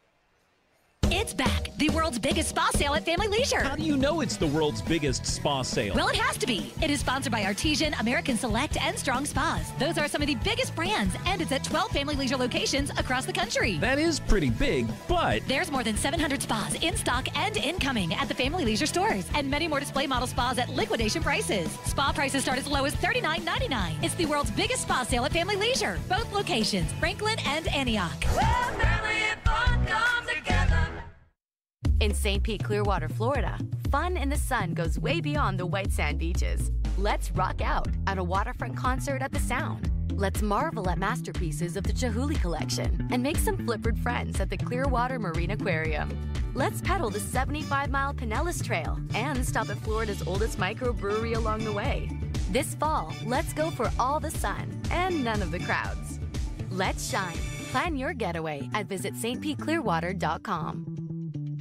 This year, Boys and Girls Club of Middle Tennessee celebrates its 120th anniversary. Through time, BGCMT continues to evolve to enable all young people, especially those who need us most, to reach their full potential as productive, caring, and responsible leaders. Because of your continued support, BGCMT has remained strong and is committed to supporting our youth and solidifying our mission and culture in new exciting ways for 120 years. Visit bgcmt.org today. Are you drowning in credit card debt? Want to get cash out of your home's equity? Loan Pronto can do it now in less than a week. Hey, Willy Donick here. That's right. Loan Pronto's Equity Express line of credit just got even faster. You can get $50,000, $100,000, even $200,000 in as little as 5 days. You don't even have to touch your primary mortgage. You can keep that 3% rate intact. Get just the money you need and pay off all those credit cards or get that home improvement project started. With this revolutionary program, you can access up to 90% of your home's value, and in most cases, there's no appraisal. Stop paying insane interest rates to the credit card companies and get tens or even hundreds of thousands of dollars in cash in as little as 5 days. Call Loan Pronto now for the even faster Equity Express line. 615-499-5780. That's 615-499-5780 or go to loanpronto.com. 615-499-5780. Equal housing lender, NMLS 1661781, subject to lender approval. You know it's going to happen, and when your car needs service or repair, remember Mitchell's Mr. Transmission on Gallatin Road, just north of Briley Parkway. Now here's Jim Mitchell. Our fleet vehicle program is a great benefit to all the fleet companies in Nashville. We are able to get their vehicle back on the road a lot quicker than the downtime of most dealers and most general repair shops, simply because we have the transmissions available. We're able to put priority on their vehicles to get them back on the road quickly. You know it's going to happen, and when your car needs service or repair, remember Mitchell's Mr. Transmission on Gallatin Road, just north of Briley Parkway. Nashville Sounds baseball lives on 94.9 The Fan. Catch every pitch. Swing and a miss, strike 3. Every hit. That's a base hit. Every run. Looking up, it's gone. On your home for Sounds baseball. 94.9 The Fan and The Fan app. Hey Nashville, this is Penny Hardaway, University of Memphis coach. You're listening to Nashville's best sports talk, ESPN 102.5 The Game. A lot of new pieces on the offensive side of the ball. Was it maybe just a matter of trying to everybody get into a rhythm together? Yeah, I've got to do a better job of doing that, of getting those guys into a rhythm. There were times where we were able to kind of put some drives together and get the drive started, and that's when we were obviously most effective and able to move the football. But I've got to do a better job with our drive starters to make sure that we're getting our guys into a rhythm sooner. Welcome. There you go. That was Titans offensive coordinator Tim Kelly. Got to coach better, got to play better. Got to be better. Got to be better. So there was one thing in particular that we've been breaking down since that Titans lost to the Saints, and that's been the usage of Derrick Henry. Because when I go back to that Saints game, which I know we said we weren't going to do, but you can't move forward without looking back, was in the second half, where's Derrick? Where in the world is Derrick Henry? I understand you shouldn't and you're not gonna hand it off to Derrick Henry on every single play, but I at least wanted to see Derrick Henry out there. At least present the threat of Derrick Henry. At least present the threat of the run. So Tim Kelly was asked about that. This was what Tim Kelly had to say about Derrick Henry's usage. Would you like to get more touches for Derrick Henry? Like in the past, fourth quarter, close game, you guys really lean on him in the past, but it didn't happen this game. Yeah, we'd like to ride our guys, ride our best players. So I think that kind of goes back to what we were talking about earlier in terms of, having a good plan, and then I have to do a better job of just going out there and executing it. Okay, so I think there's a little bit of coach speak in there. I also think there's a little bit of truth in there, where he says we need to get the ball in the hands of our best players. And that's no disrespect to Tajay Spears, because what Tajay Spears did was impressive, and I'm excited about Tajay Spears. But based off of what you heard there from Tim Kelly, do you think that we can expect a little bit more of Derrick, at least on the field, and getting the ball in those situations? I'll give a real quick thought, because I've been thinking about this all week, really. It's been a big theme. I just think at the end of the year, Derrick Henry is going to have plenty of carries. Plenty of carries. And because he didn't have 25 in the first game, I don't think that's cause for alarm. I think Tim Kelly, like any good play caller should, goes back through the game and says, maybe where could I have used him a little bit more? I think he probably planned on using him more, but then on first down or whatever, he gets backed up or the play doesn't go quite right, you're off time, and a play that otherwise I'm going to go coming in with Derrick on second down. And now it's 1st and 15 or 2nd and 12, and I can't use Derrick. I got to do something else. That's how the game flows sometimes. I have no doubt. It's not like he's making a concerted effort not to use Derrick Henry. I feel like at the end of the year he's going to have his carries, and I still think it is the right approach to take a little bit off of his plate and try to introduce another dimension to the offense. They did not lose the game because they didn't give Derrick Henry the ball. I agree with that. I agree with that assessment. They did not lose this game because they did not give Derrick Henry the ball more times. They lost this game because they had opportunities to make plays and they did not make them. Tim Kelly, what I don't want Tim Kelly to do is succumb to the pressure of what those are saying outside of that building. Vrabel never succumbs to the pressure. Ryan Tannehill won't succumb to the pressure. Derrick Henry won't succumb to the pressure in regards to, okay, you asked me this, and, should I have been a part of the offense, a bigger part of the offense? Listen, we got a bunch of playmakers around here. Guys are going to get – that's Derrick Henry's answer. Vrabel's answer is hey, listen, we just got to we need to be better. The quarterback needs to play better. All of a sudden, Tim Kelly comes out because just like Downing did last year, y'all remember this? When Downing was like, all of a sudden, he caved in to everybody jumping on him. Vrabel doesn't do that because he's not playing for us. He's not calling plays for us. Tim Kelly, I see a crack in the armor right here.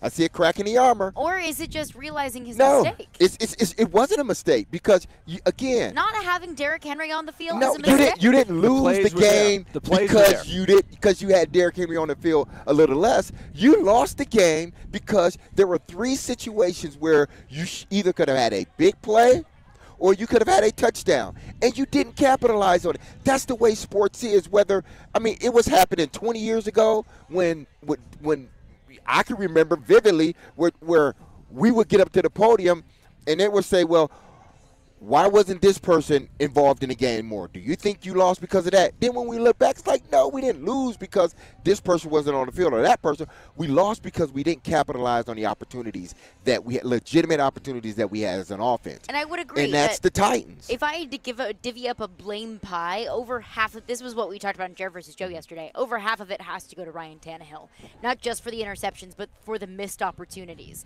But I think that Derrick Henry was not the reason why you lost. Not playing Derrick Henry was not the reason why you lost. But Derrick Henry also gives you a better opportunity to win. I don't care what day, where you are, what the score is, what the weather is. Don't care. Okay, Derrick Henry gives you the best opportunity to win games. He's your best playmaker. If it's 1st and 15, is that the answer? If it's 2nd and 12, that's what I throw back to you. To Derrick Henry. My thing is. But then you're predictable. You're handing on Henry. first and 10 more. I just think the situation. I think having Derrick Henry on the field on 1st and 15 makes you less predictable. Because at 1st and 15, it feels like an obvious passing down. But if Derrick Henry's on the field, then I don't know. What are they going to do? And if a defensive coordinator chooses to not stack the box for Derrick Henry, then they'll have to pay for it. But let's continue the conversation coming up next. 615-371-1025 is our phone number. Caroline, Willy, D-Mase, stay tuned into 102.5 and 106.3 The Game this Saturday at 11 a.m. for our college football game of the week. Illinois against Penn State. That's presented by Superbook Sports and Twin Peaks. Take your tailgate to Twin Peaks for scenic views of all the hottest non-conference games across the country. Green right, box 2, run, double catch. He takes you inside the huddle through the eyes of a quarterback. Wide 85, take! Catch ESPN NFL analyst Tim Hasselbeck every Tuesday at noon as he breaks down the big stories in the NFL. Buffalo, maybe Miami. And with the Tennessee Titans. The Titans might be like, we're interested in a 1-year, $1 million contract. Tim Hasselbeck is on Caroline, Willy, and D-Mace on 102.5 and 106.3 The Game. And the Game Nashville app. Sean Hammond's Jiu-Jitsu Academy. Hey, staying in shape can be hard, but it is a lot easier when you are having fun and enjoying the workout.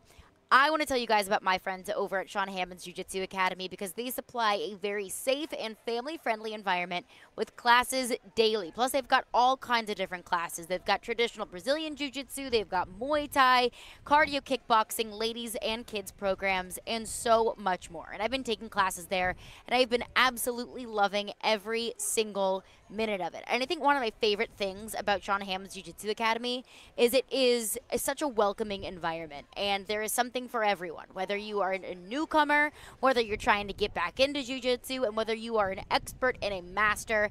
They have something for you. It is so much fun. The people are great. I cannot recommend it enough. They have classes for men, women, and kids of all ages, and you'll gain knowledge in self-defense and get a great workout in and get in the best shape of your life. They're located at 2909 Armory Drive in South Nashville, so call Sean Hammond's Jiu-Jitsu Academy today to set up your free trial and send them that Caroline sent you. Learn more online at SeanHammondsBJJ.com. That is Sean Hammond's Jiu-Jitsu Academy, where your journey begins. Nashville, we have an important decision to make on September 14th. We can elect a mayor who's even more progressive than the liberals ruining Nashville for decades, or we can elect a mayor who understands that Nashville needs a new direction. Our failing schools, our massive tax hike, out-of-control crime, and excessive spending has got to stop. If not, we'll end up like all those progressive cities that are now total disasters. If you don't vote, we can't win. Vote Alice Rowley for mayor today. Paid for by Save Nashville. Tom Landstreet, Treasurer. Teddy's Tavern, downtown's newest bar with an old Nashville feel, is conveniently located across the street from Bridgestone Arena and just blocks away from the pedestrian bridge. Get a taste of the new brunch menu to fuel your Titans Day pride on game day. Pre-game specials from 9 a.m. till kickoff when the Titans play at home include 2-for-1 draft beers, mimosas, and Bloody Marys. Teddy's Tavern is where you want to be before every Titans home game, so come downtown early and meet me at Teddy's. Get ready to elevate your game day experience. Titans fans, it's all happening on the outside terrace of Mimo Bar at Four Seasons Hotel Nashville. Just a short walk from the bridge at First and Demumbrian. They've got your epic pregame and postgame covered. And hey, listen to this. Everyone at the Titan Up on the Terrace gets a chance to bag a Gibson Guitars merch bundle, a $100 Mimo postgame gift card, or a weekend brunch for two. Make Mimo at Four Seasons Hotel Nashville your go-to downtown spot to pregame, whatever the occasion. Blue Raider fans, your home for all the MTSU football and men's basketball action is on 93.3 Classic Hits and 95.1 Classic Hits in the borough. Catch the action all season long with Chip Walters on the call. Go Blue Raiders!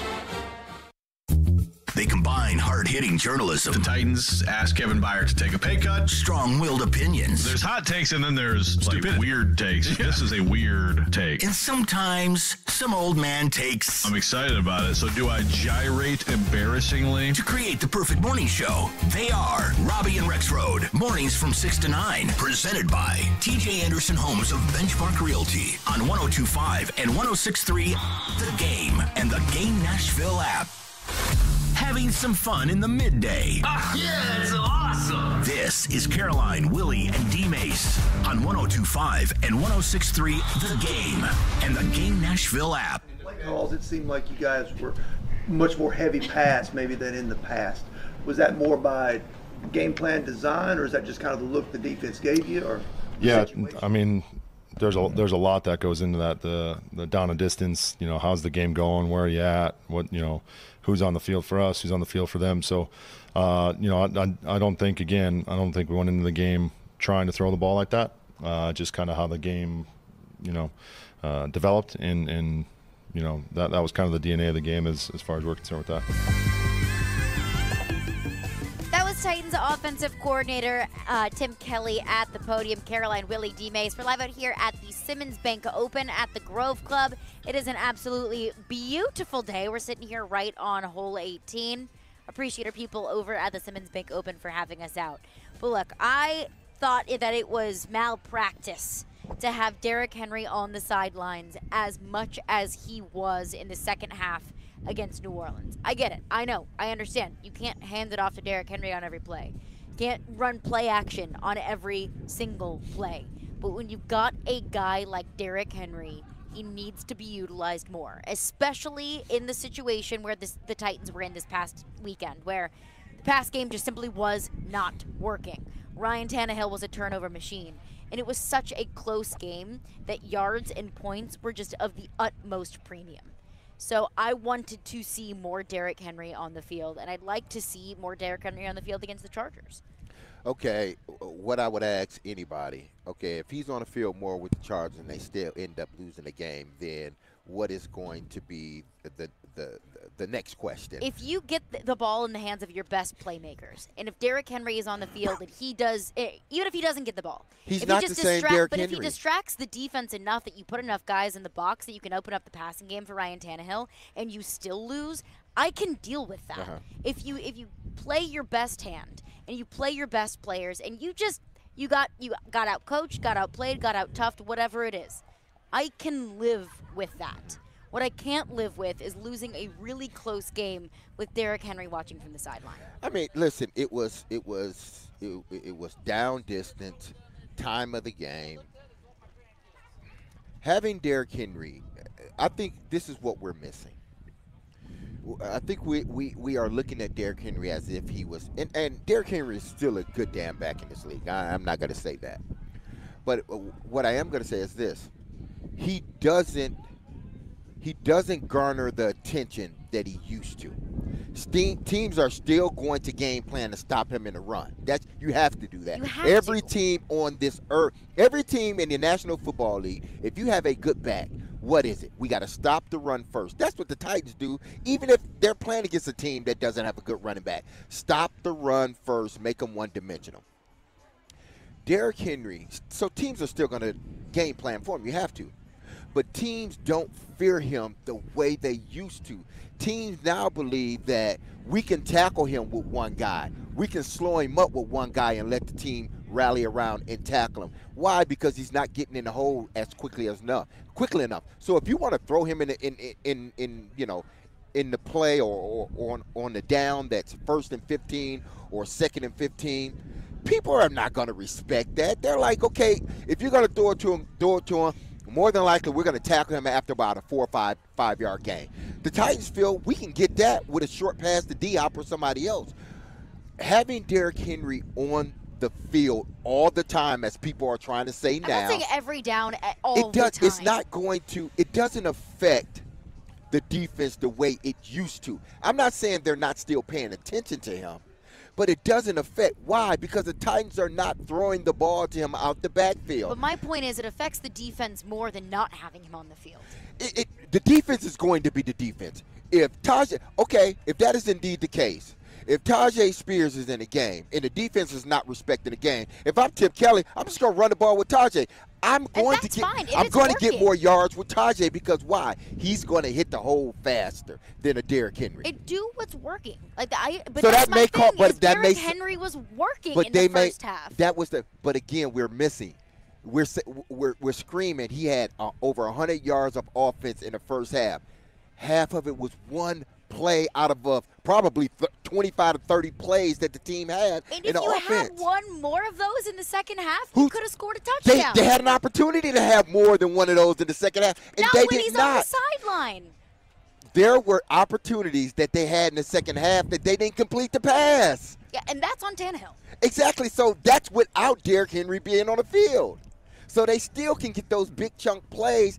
They got to – football is all about capitalizing on opportunities that you have. And the Titans last week, which they need to do this week, is capitalize on the opportunities because you can't play Derrick Henry 99.9% of the times. There's going to have to be an opportunity where you take him out and get the rest because I guarantee you what's going to happen is by the middle of the season, if Derrick Henry doesn't look like the Derrick Henry that we expect him to look like, people are going to say, well, you gave him the ball too much. Well, and that's where I'm going to look forward.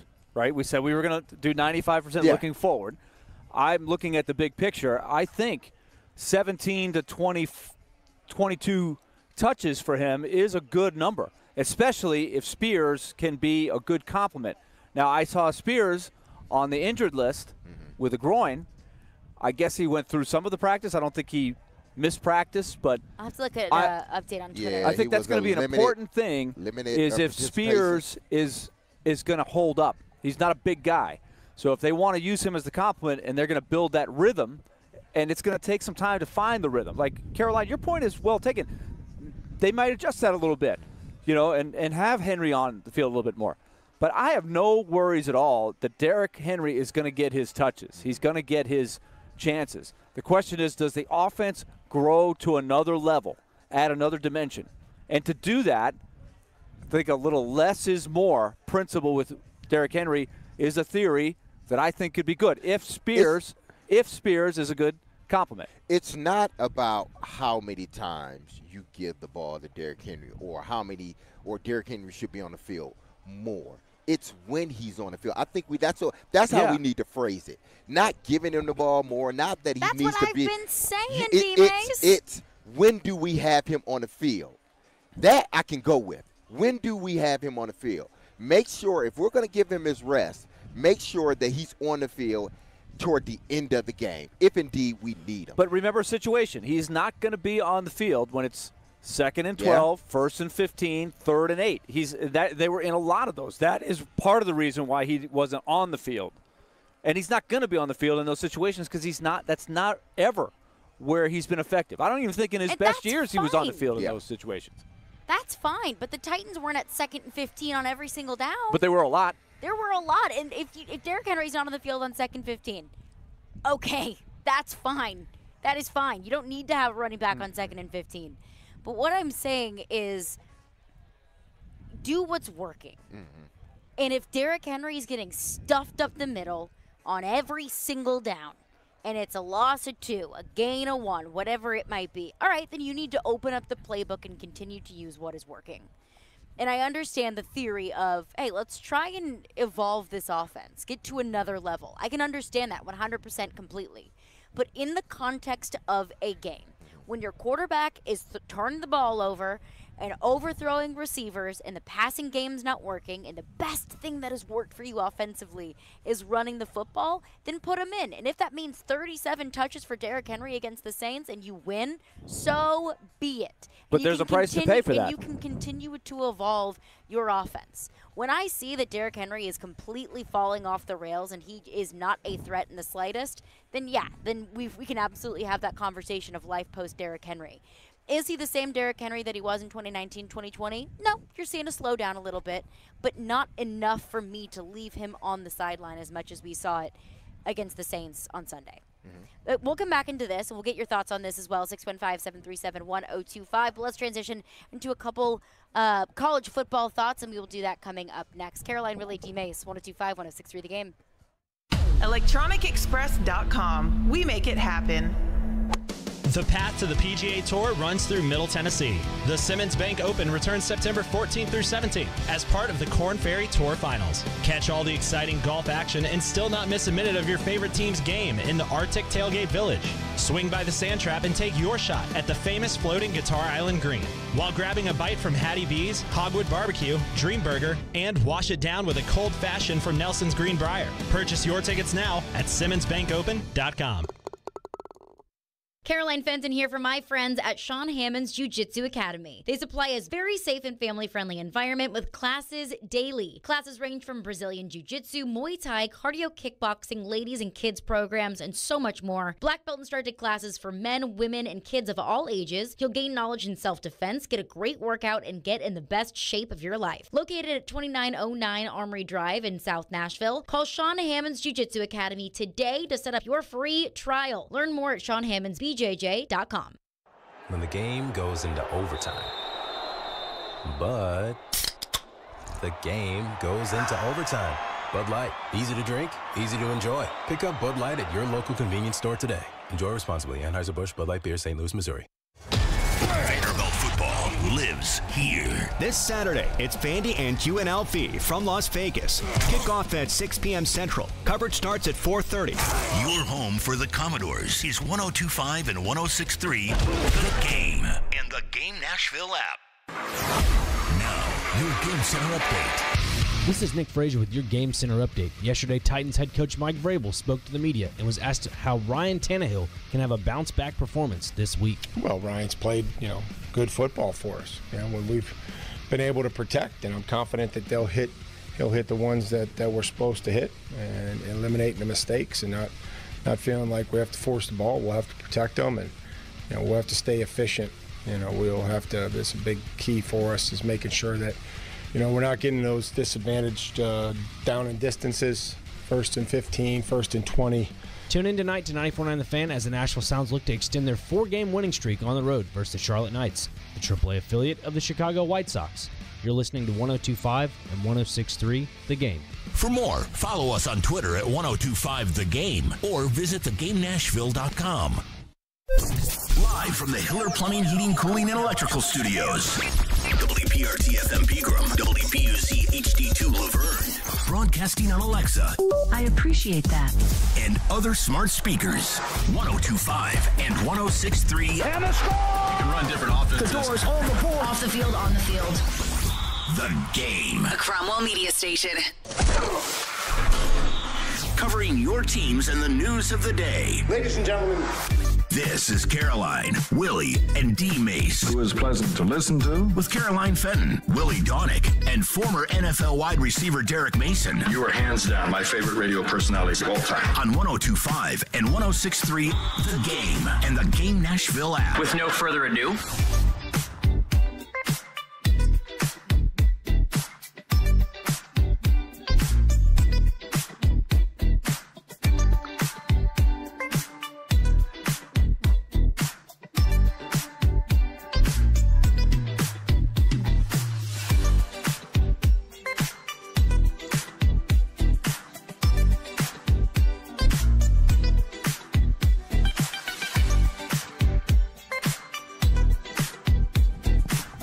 Caroline, Willy, D-Mase, 102.5, 106.3, The Game, and The Game Nashville app. We're live from the Hiller Plumbing, Heating, Cooling, and Electrical Game Studios, and we are streaming live on Twitch, Twitter, YouTube, and Facebook Live every single day. Our video streaming is brought to you by Superbook. Download their app today and use promo code The Game. We're live out here at the Simmons Bank Open at the Grove Club. A beautiful course on a beautiful day, so we appreciate our friends at the Simmons Bank Open for having us out here today. We will get back and do Titans Chargers, and we will have a full Titans Chargers day tomorrow. We'll turn our look to a little bit of college football this weekend. We finally have some SEC on SEC matchups, and I know the one that is most of most interest is Tennessee, heading to the Swamp this weekend. Okay, so why don't we start with the obvious, because I hear a lot of debate around town, and our man Joe Rexroad is a staunch Joe Milton supporter. GB Joe. GB Joe. He is sticking by Joe Milton. He says he will be fine. I have had a lot of other people that I know watch Tennessee closer than I do. Are good that the expectation for Joe Milton is a little unrealistic. That is the theory, right? I think Joe runs up against that a little bit, but I am very curious. Like this, I don't think you could just say it was the system. I think Hooker was a perfect fit for the system, understood it so well. Does Milton understand it, and is he capable of being as precise as Hooker? I think that's the question, and we're going to find a lot more out about Joe Milton, I think, this weekend. So what's your thought on that? And this is the tricky thing. And this is the first couple of weeks fallacy of college football, is sometimes we start to get really high on teams because of how they've looked early in the season, and they start to fizzle out once you get into conference play. And then we start to, give up on teams simply because they haven't looked good in the first couple of weeks, without keeping in mind the fact that they may have been playing more difficult opponents, new offensive coordinator, and in Tennessee's case, a new quarterback. And I know it's not a new quarterback. Like, Joe Milton is not some new face, some new name that Tennessee fans have no idea of, but it's also Joe Milton getting acclimated into this team. Not the system, but this team and these receivers. I think overall, Joe Milton's going to be fine. Like, if the college football was a stock market, I would buy shares of Joe Milton, because right now the price is low. Like, a lot of people are down on Joe Milton, and, they're not wrong in feeling that way, because Joe Milton has been inaccurate. Joe Milton has overthrown receivers. Joe Milton has underthrown receivers. But there's a lot of this that's also on the receivers. Like, I've seen a lot of passes that were thrown right into the hands of the receivers that just fell onto the ground. That's not Joe Milton's fault. That's on the receivers. So I think that this is Joe Milton getting acclimated into this offense, and I think he's executing the offense well. Is he doing it like Hendon Hooker? No, he's not Hendon Hooker. And look, I think that a lot of Tennessee fans are going to have to get used to that. That, look, not every quarterback is going to be Hendon Hooker. Not every quarterback is going to put up 400 passing yards and 5 touchdowns, more than 60 yards a pass. Like, we have to get used to that, and we have to get past that. That Joe Milton is not Hendon Hooker, and this offense isn't the offense that it was last year. I mean, these running backs are doing a great job. I mean, the fact that Tennessee running backs have over 100 yards a game is a new concept under the Josh Heupel system. I think that people need to just give Joe Milton time. He's going to be okay. He's not Hendon Hooker. And Tennessee is going to beat a bad Florida team in the Swamp, and I feel confident of that. Well, I mean, if you look at this team, at least from a running standpoint, this is where I think you're going to find out where this Vol team is at. Yeah. They've ran the ball well the last 2 games, but you figuring, okay, now McNeese State, is that who they played? Who did they play last week? They not played Austin Peay. Yeah, Austin Peay. McNeese State with Florida. Yeah. Florida played McNeese State. They played Austin Peay. So going against Austin Peay, I mean, let's be frank, it was a sort of a warm-up game to Tennessee after they had lost against Utah, meaning Florida. But I think no, because he's had 5 years to improve as a quarterback. He is what he is. Exactly. He is what he is. So I think moving forward, this is a team that's going to, even though they're going to still have this up-tempo offense, they're going to spread you out. But I think they're going to look more to the run this year until, Joe Milton figures this out. I think that last year we got so accustomed to Tennessee just throwing the deep ball on seemingly every single play. I think this year with Joe Milton, and Joe Milton is guilty of throwing fastballs right to the chest, 4 yards downfield. You can't be doing that. That's not on the receiver. That's on the quarterback. I think that you're going to get used to seeing a few more dinks and dunks, a lot more running the football, and throwing the deep ball when you need to. Because we all know, Joe Milton has the ability to do that. The receivers need to do their jobs, and Joe Milton needs to do a better job of hitting receivers in the hands because he overthrows receivers a lot. That's a problem. He needs to be accurate, which he hasn't been in his whole career. And those deep shots are going to be there just by the design of the offense.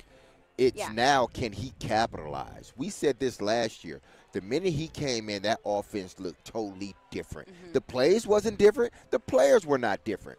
But that offense was ran different. Why? Because of the quarterback. Yeah. He doesn't have it's not from a how you run a team standpoint, he's not close to Hendon Hooker.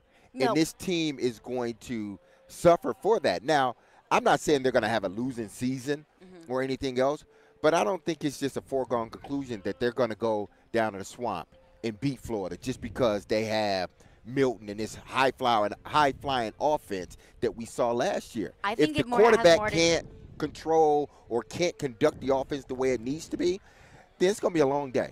I think it has more to do with Florida. Yeah. To be honest with you. Florida's truly, truly awful. Well, I wanted to ask you about that because this is a huge game for that program in my mind because when that Florida crowd turns on you, you'd rather be on the road. And I've seen it. It doesn't happen very often because the expectations are so high, but you have this boiling frustration, especially after the first loss. I don't know that it was all solved last week. So I'm wondering what kind of start does Florida get off to? Can they get the crowd on their side and have this, hey, here's our opportunity for a jump start? They have beaten Tennessee down there repeatedly. Last 20 years. Repeatedly. They don't lose to Tennessee down there. It's kind of due to happen. So I wonder which way is the crowd going to go? If Tennessee can get off to a good start, take control of the game, I think the crowd actually will be better. It'll be better to be Tennessee on the road than Florida at home because I think the pressure is going to mount, and I think the confidence is already a little shaky with that team. The Swamp's a tough place to play. I don't care how bad that Florida team is. The Swamp is a really hard place to play. But I think the shine's off the apple a little bit right now, don't you think? With this Florida team, with the Florida program and the hype and the support that it's always going to get, that's always going to be there. But this Florida team, it's just flat out not good. They got beat up at the line of scrimmage against Utah. Utah played their third-string quarterback, and Florida still got pummeled. And it's going to take Billy Napier time. It's going to take him probably longer than Florida fans would like because, Florida is a program and it's a fan base. We want success now. We want to win. We don't want to get beat by Tennessee at home. But this is a Florida program that needs a little bit of time. Billy Napier inherited a roster with not a lot of depth to it.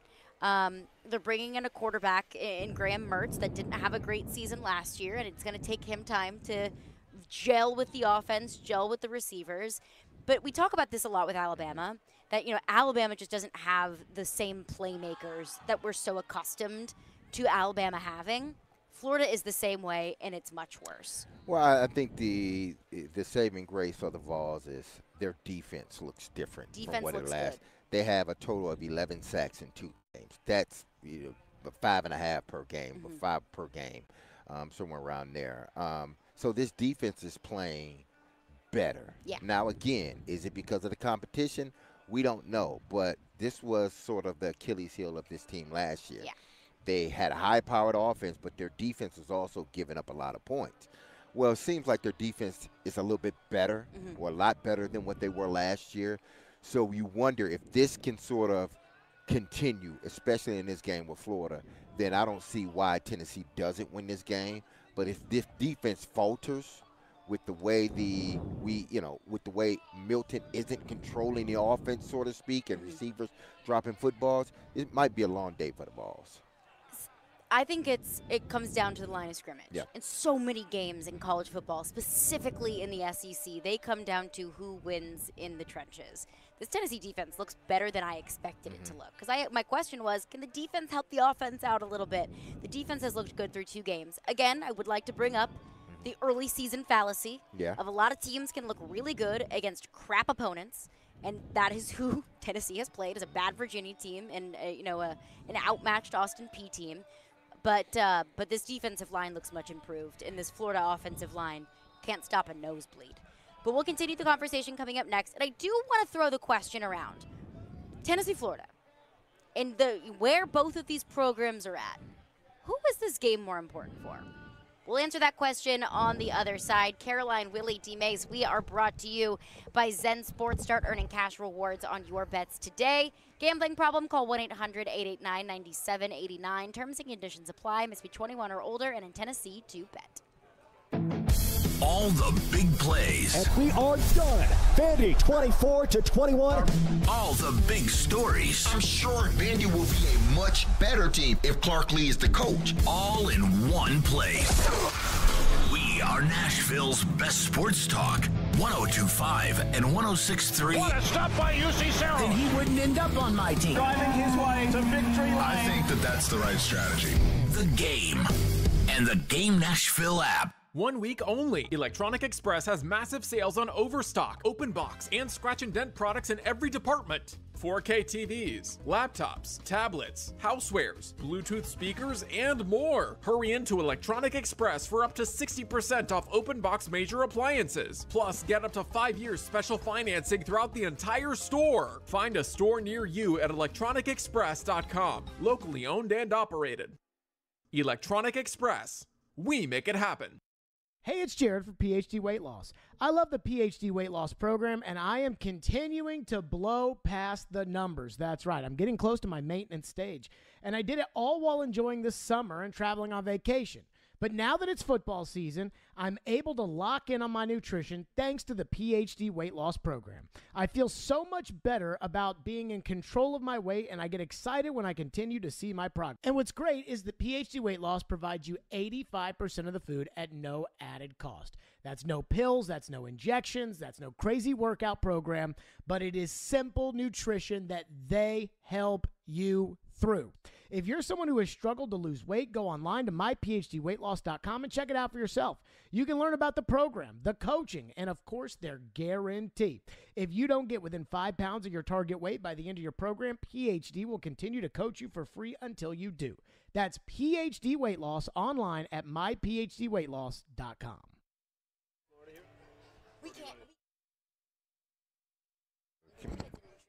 Hey, welcome everyone. Hey, happy Thursday to all. It is Thursday night football. So listen, if you're going to bet, you need to be making your bets on Zen Sports because they make betting better with their cash rewards, everyone. Earn 3% cash back on your betting volume each month and an additional 5% cash back on your betting volume for your first 15 days on Zen Sports when using referral code CORNER, C-O-R-N-E-R. And now also earn up to an additional $100 gift card to the Corner Pub when you make your first bet using referral code CORNER. This Sunday, join Zen Sports at the Corner Pub downtown location on 5th Ave, right off of Broadway, to watch the NFL games, meet the team, and get some free delicious food. All you have to do is sign up using code CORNER, and Zen Sports will also give you a gift card equal to double the amount of your first bet, up to $100. You will receive your gift card via email within 48 hours of making your first bet or when you arrive at the Corner Pub. Plus, you get to watch the games on the biggest LED screen here in Nashville. Sounds like betting just got better, people. Gambling problems, call 1-800-889-9789. Terms and conditions apply. Must be 21 years or older to bet here in Tennessee. We got a good thing growing at the Nashville Fair. We offer nightly music, wrestling, cultural arts, barnyard animals, dinner shows, games, competitions, classic fair foods, and thrilling rides. Join in and explore the fun at your Nashville Fair, the only fair in Nashville. Now through September 17th at the Fairgrounds Nashville. Buy tickets online and save at nashfair.fun. Come on out and grow with us at the Nashville Fair. Want to weigh in on the conversation? It's a brain booster. Slide into our DMs. Or just text or call at 615-737-1025. Our phone line is driven by WilsonCountyHyundai.com. This is Caroline, Willy, and D-Mase on 102.5 and 106.3 The Game and the Game Nashville app. We've done a good job of destructing blocks at the line of scrimmage. Second and third levels have fit it right. You know, at the end of the day, we've changed the line of scrimmage here the first couple of weeks. This will be the best offensive line that we've seen. You know, they're big, strong, they're athletic, and look like a typical Florida offensive line. 102.5, 106.3 The Game and the Game Nashville app. We're live out here at the Simmons Bank Open at the Grove Club. That was Josh Heupel breaking down the line of scrimmage. And we can say that about probably every single game in college football, specifically in the SEC, when this is a league that has won and lost at the line of scrimmage. But Tennessee's defensive line looks much, much improved. And it needed to look improved because Tennessee was kind of that team last year that every game came down to a gunfight. But I want to pose this question because I look at Tennessee and Florida. They're both teams that feel like they're programs with a lot to prove. Tennessee coming off of a season that was so electric. You know, a quarterback, your best quarterback since Peyton freaking Manning. You beat Alabama for the first time in forever. There's so much juice and excitement surrounding that program. And now they want to prove that that's not lightning in a bottle. Like, this is who we are. This is Tennessee football. Florida, on the other hand, is entering a season where everyone kind of expects them to be down, but Billy Napier's got a lot to prove. And in a state like Florida, where you got some of the best talent, football talent in the country, and you're competing with a Florida State team that looks like they could be one of the best teams in the country, if not the best team in the country. Miami, that's on the up and up, that just, you know, pummeled a Texas A&M team last week. There's kids in the state of Florida, high school kids in the state of Florida, that are going to start going to Florida State and Miami over Florida just simply because of the state of the programs that they're in. That's a big deal for Billy Napier to prove to the state of Florida that no, we're the top dog in this state. We're the flagship. So both of these programs are in very pivotal and important times in their programs. So who is this game more important for this weekend, Tennessee or Florida? I think it's a very good question because your point about the recruits and the talent level for Florida, I think it's already been happening. I think what sunk Dan Mullen was probably he wasn't getting enough top recruits. He just didn't care to recruit. That was the rap, right? Everybody loved him as the beloved offensive mind and everything like that, but it wasn't good enough, and part of it was the talent level. So I think that's part of what Napier was tasked to do, is raise the overall talent level. There should be enough to go around. There has been in the past in that state for Florida, Florida State, and Miami. But, you know, UCF's getting some players now. I mean, there's plenty of people that go out. Yeah. I think it's more important for Florida, even not necessarily to win, but they've got to show that they're moving in the right direction here. If they have another game where the wheels fall off, that's really going to get that. We know that the fan bases are irrational in the league to start with, but Florida might be the worst. Florida might be the worst of all time as far as the arrogance and the expectations, which might be a little unrealistic. So I think it's a good opportunity for Tennessee, who's trying to take control of that rivalry. Like, to move up the ladder, you start dominating your rivals, right, one by one. There was a time where they could not get past, a long time, but they could not get past Florida the way they needed to be where they want to be. But this is a great chance for sort of the two ships passing in the night for like a full pass for Tennessee. So I think it's more important for Florida to hang on. What do you think, D-Mase? Wow. Because both, I understand the success that UT had last year. I get it. And the lack of success Florida has had over the last few seasons and whatnot. Can I sort of get out of it by saying both teams need to win? Both universities badly needs to win. No, both badly do need to win. Yeah, but I think because of where this Vol program has been in recent years, how much promise this team had, where they were, how close they were to playing in the college football playoffs last year. And if it wasn't for possibly a quarterback getting injured and then you going to, South Carolina, you end up losing, a heartbreaker in there. You end up really getting embarrassed in a sense. Lose your quarterback. I think this is bigger for the Vols. I think the Vols have to have this because if they don't, it will continue to be, one, you can't beat Florida in a swamp. And then, are you really that good this year? Ken Heupel has the shine worn off the apple for Heupel. He needs to prove that this program is continuing to ascend and not flattening out. They need this game in Florida for their morale. If they win this game in Florida, I think it picks up everybody in the program. Not to say that they're going to go on and win a national championship, but it makes them feel better about themselves and where the program is headed, if they can get this game. If they don't, it's going to be the same questions, probably even more. You can't beat Florida on the road.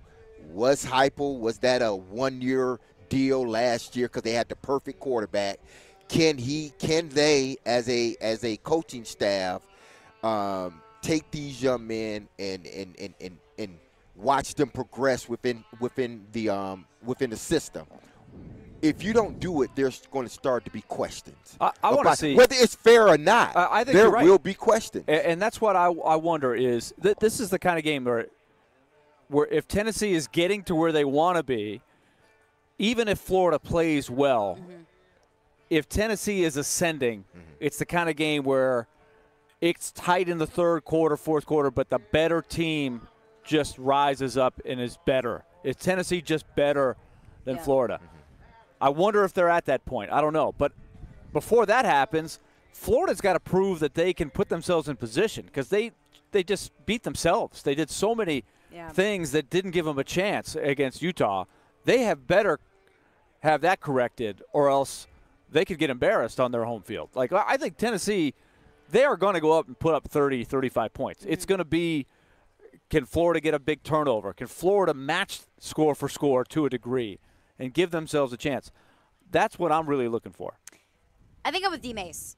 I think that this game is more important for Tennessee. And the way that I always like to look at it, whenever that question is posed for any game, I always think, who is losing more detrimental for? Not who is winning better for, who is losing more detrimental for. Florida loses, I think it just kind of confirms what we know, that Florida is in a transition period. They lost to a good team. And look, losing on your home turf, especially when you haven't lost on your home turf against that team in 20 years, that's a gut punch. Like, that's hard. But I picked Florida to be 5-7. I didn't expect a lot from Florida. So losing a game against a good team, you're not expected to win anyway. Tennessee, on the other hand, this is a bad Florida team. And this is a Tennessee team that wants to continue to prove that, hey, last year was not a fluke.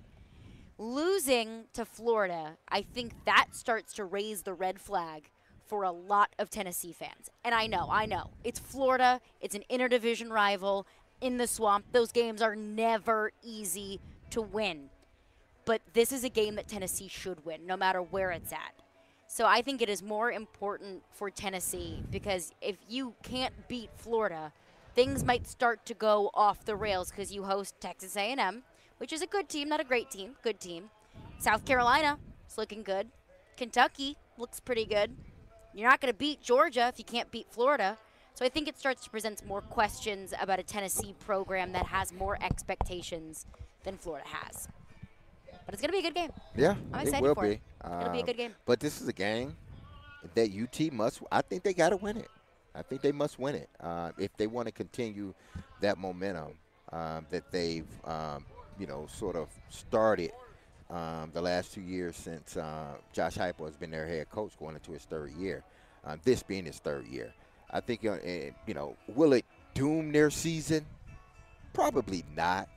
But I think the program will feel a little bit better about itself if they can go down to the Swamp and pull out a victory.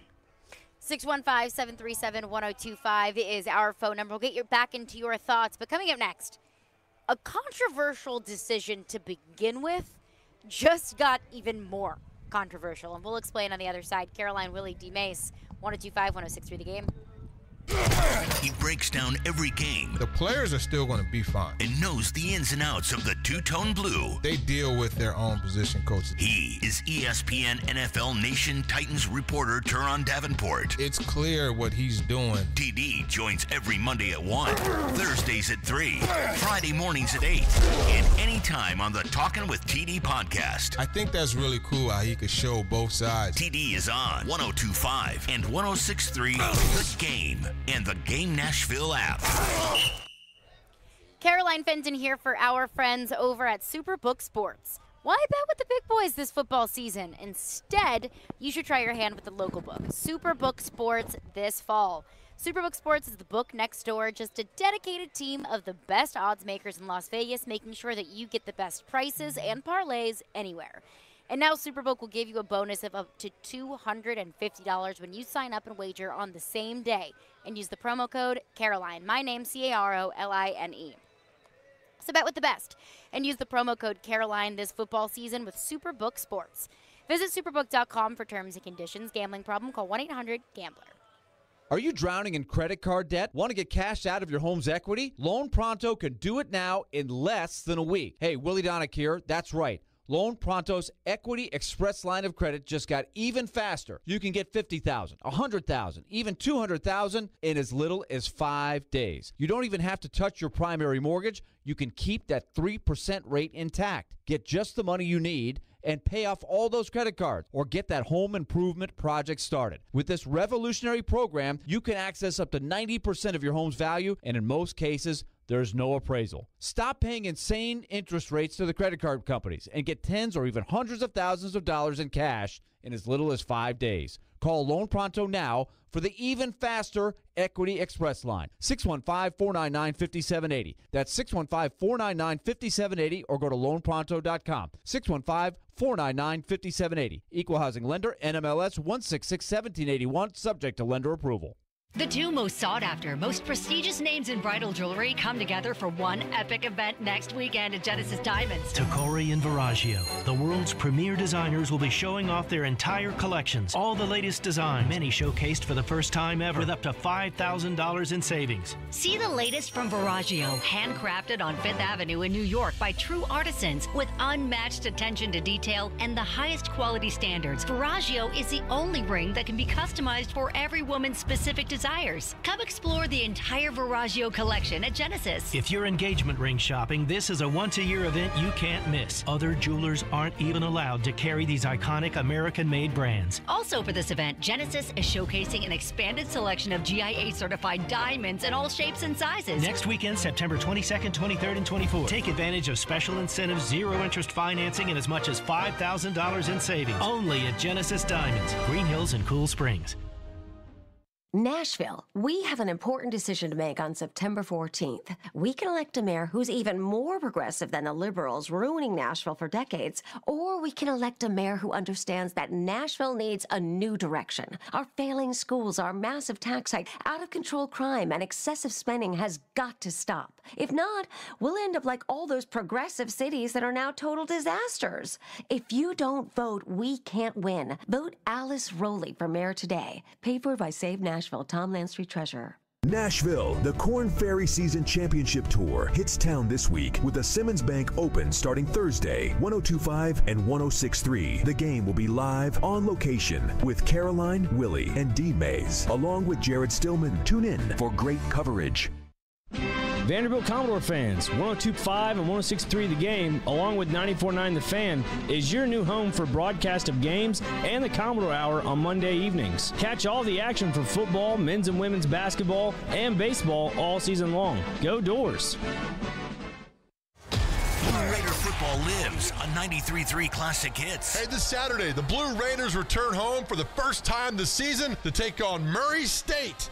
Coverage begins at 5. Your home for the Blue Raiders is 93.3 Classic Hits.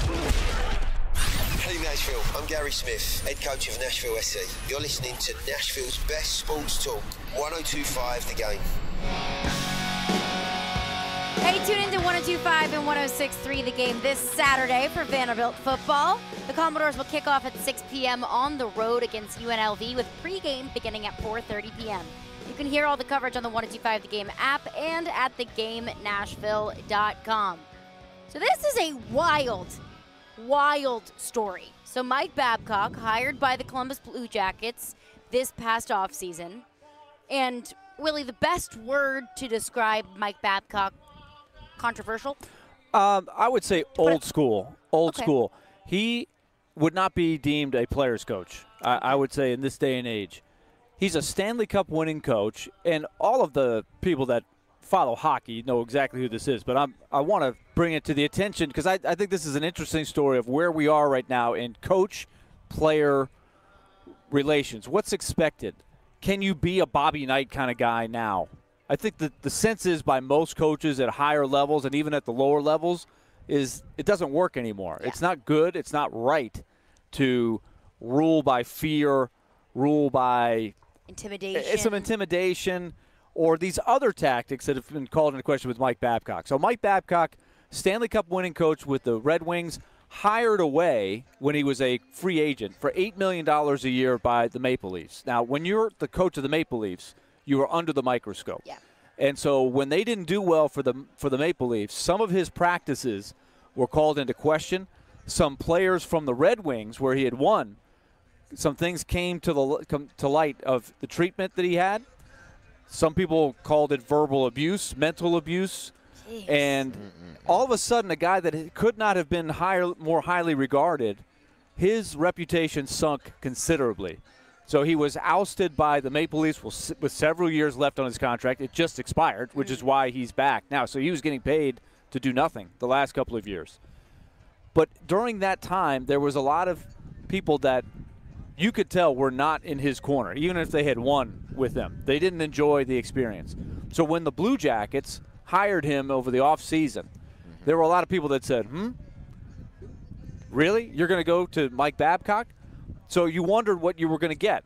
And so here's a story that came out just the other day. Paul Bissonnette, who is very controversial in his own right? Wacky, outspoken, funny. He's got the Spit and Chicklets podcast, which is kind of all the rage. I would say he's in a Pat McAfee kind of category. Would you say that's fair? That's a very fair assessment, yeah. And the difference is now Pat McAfee is a little more mainstream because he's on ESPN. TNT hired Paul Bissonnette to bring him on the top panel, looking for a little Charles Barkley, Shaq kind of thing, and he's done tremendously well. So he has got clout. He had a player text him and say a story about Mike Babcock getting to know his players. He was asking them to open up their phone and show them the pictures on their phone. Let's see what kind of person you are. Show me what's on your phone. See, and my initial thought was that could be something innocent. Like, you got married this summer.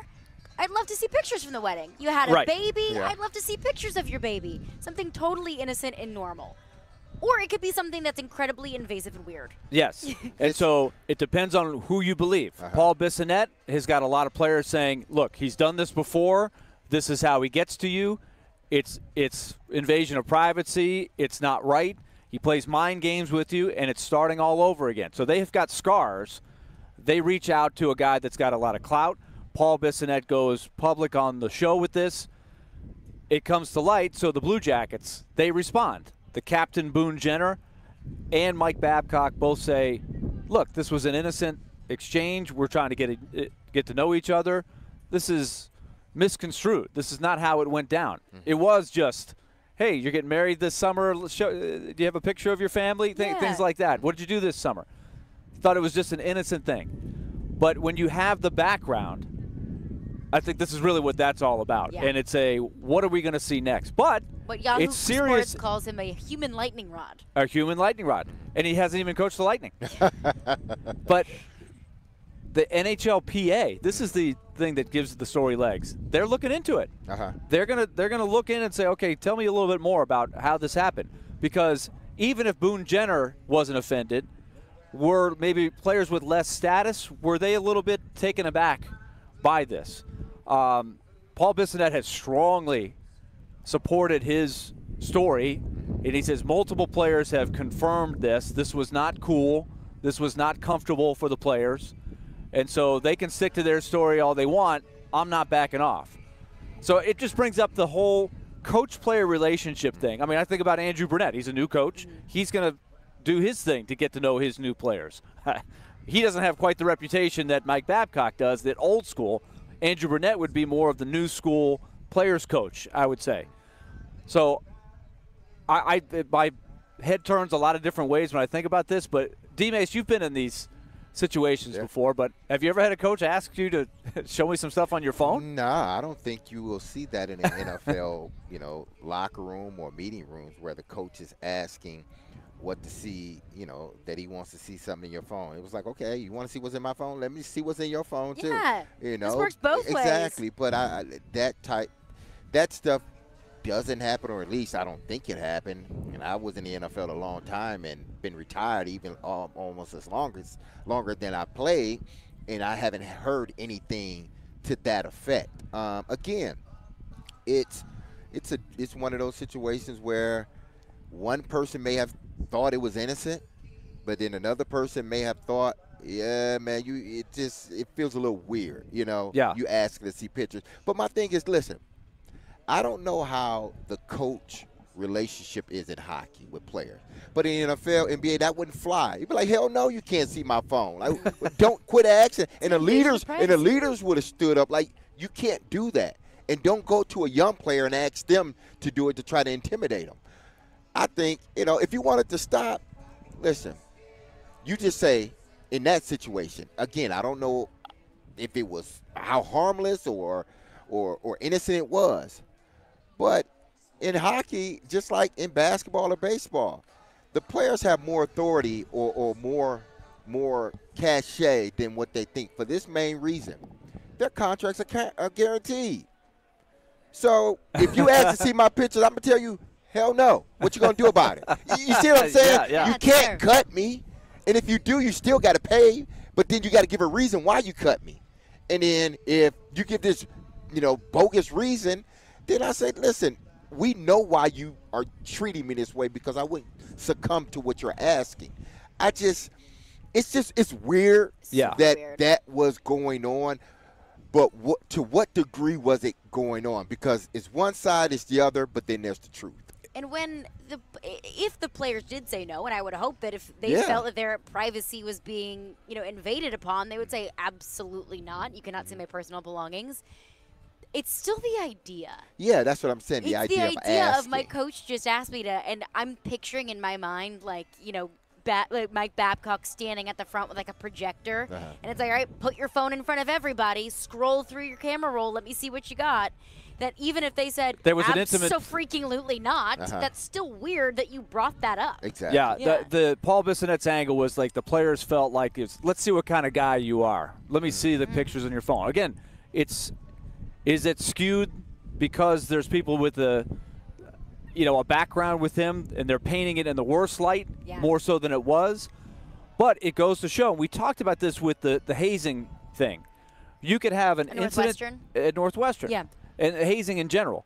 You can have a ritual of some sort or a tactic of some sort, an incident that takes place, a conversation where 10 people in a room see the same thing. 8 are totally cool with it, but there's 2 people that are very uncomfortable with it. And those 2 people go to somebody and say, look, I was really uncomfortable with it. So maybe there's a little bit of that at play here. But if you're Mike Babcock and you're coming in with a reputation, I would go to extra lengths to show everybody I'm evolving. I'm moving on. I'm moving ahead. I don't do it like I did in the past. I know I've got to be effective because those old school tactics of mind games, we know that coaches for decades have played mind games with players, right, to try to get the most out of it. It's to try to win, right? The coach basically a lot of times says, I don't want to be your friend necessarily. I want to get the most out of you. I'm here to win. If I don't win, I get fired, and we lose. So, hey, D-Mase, what were you doing yesterday? There's sarcasm. There's sometimes they try to keep you guessing. It's like Yeah. a little ruling with fear. Those days, I think, are in the past. I think that is not accepted by players maybe as much as it used to be, where the coach always just was not questioned. And I think that's a theme across sports. Yes. That athletes just have so much more empowerment now than they used to. Empowerment to stand up for themselves, empowerment to stand up for the team, empowerment to do things outside of the sport and be public with it. Like Taylor Lewan having a podcast, that would not fly. No in way. The 80s. Like certain things where Vince Lombardi is not letting Taylor Lewan have a podcast. No. Exactly. Bill Parcells, I don't think, is letting him have a podcast. And I think it's a positive thing. Yeah. It is a positive thing that you feel comfortable and respected in your line of work, whether it's playing football, whether you're on the radio, whether you're an accountant, whatever it might be. But just a weird story. We'll see where this goes. See what the PA comes See if up he got with. some legs. Gross. All right, 615-737. Can I see your phone, D-Mase? Yeah. No, I'm just kidding. Yeah. Okay. Let me see your 5 most recent photos. And Exactly. We're Here going to we break go. them down on the air. 615-737-1225 is our phone number. We got a Thursday night football game tonight, so we will preview that coming up next. Caroline, Willy, D-Mase. This week's Nashville's Best Deal is the legendary Elliston Place Soda Shop. Elliston Place Soda Shop is 1 part soda shop, 1 part meat and 3, and 1 part old school diner that has been serving Nashville since 1939. Get a half off a $20 gift card to Elliston Place Soda Shop now at theGameNashville.com while they last. He knows the ins and outs of the Titans and isn't afraid to give his opinion. Traylon Burks needs a massive offseason. He's Jonathan Hutton of Outkick. I don't see how they make a move without going to Ryan Tannehill. Catch him every Monday at 10:30 on Chase McCabe and every Wednesday at noon on Caroline, Willy, and D-Mase. Hutton is on 102.5 and 106.3 The Game and the Game Nashville app. Caroline Fenton here for my friends over at Black Tie Moving. And when you choose Black Tie Moving, you are going to get a highly awarded Inc. 500 company. They roll out the red carpet for you on the day of your move, both literally and figuratively, because it was, I kid you not, the easiest move that I have ever gone through. I mean, we've all moved before. We know it's not fun. We know it's time-consuming. We know it's stressful. And there's nothing worse than going through the stress of packing up all of your items, and then you have movers come in that don't listen to you, that maybe don't respect your things, that maybe throw your furniture all around. That is not the case with Black Tie Moving. They were so accommodating of myself. They protected my things, and they listened to me. I said, hey, I want that upstairs. No, never mind. I want that downstairs. Probably not the easiest person to work with, but they were so nice. They listened to me, and I cannot recommend Black Tie Moving enough. They've got trained and dedicated team that is there to ensure that they take the stress out of the process, and I can personally attest to that. So visit blacktiemoving.com or call 615-437-8401. That is 615-437-8401, and be sure to mention the promo code GAME, G-A-M-E, to score 10% off your next move. Then sit back and enjoy the best move of your life. Hi, this is Warren Moon, former quarterback for the Houston Oilers, 9-time Pro Bowler, and member of the Pro Football Hall of Fame. As a former player, I've always focused on my health. Did you know about 1 in every 3 people in the U.S. will have shingles in their lifetime? Shingles can cause nerve pain and can last for months or even years. As we get older, our risk of having shingles and its serious complications increases. Getting the shingles vaccine is the only way to prevent shingles. Join me and gear up against shingles. Real estate investors, get ready for an incredible opportunity. D&M Development is thrilled to announce the Phase 1 presale of 16 non-owner occupied short-term rentals in Nashville's exclusive resort-style community, the New Cumberland. Nestled between Germantown and East Nashville, this exceptional location offers stunning views of the city and the Cumberland River. Each unit features spacious kitchen, 4 bedrooms, and 4 baths, providing the ultimate luxury experience for your guests. Resort-style pools and a wide range of amenities. Don't miss out on this exclusive investment chance. Visit thenewcumberland.com for more information and secure your spot in this extraordinary community.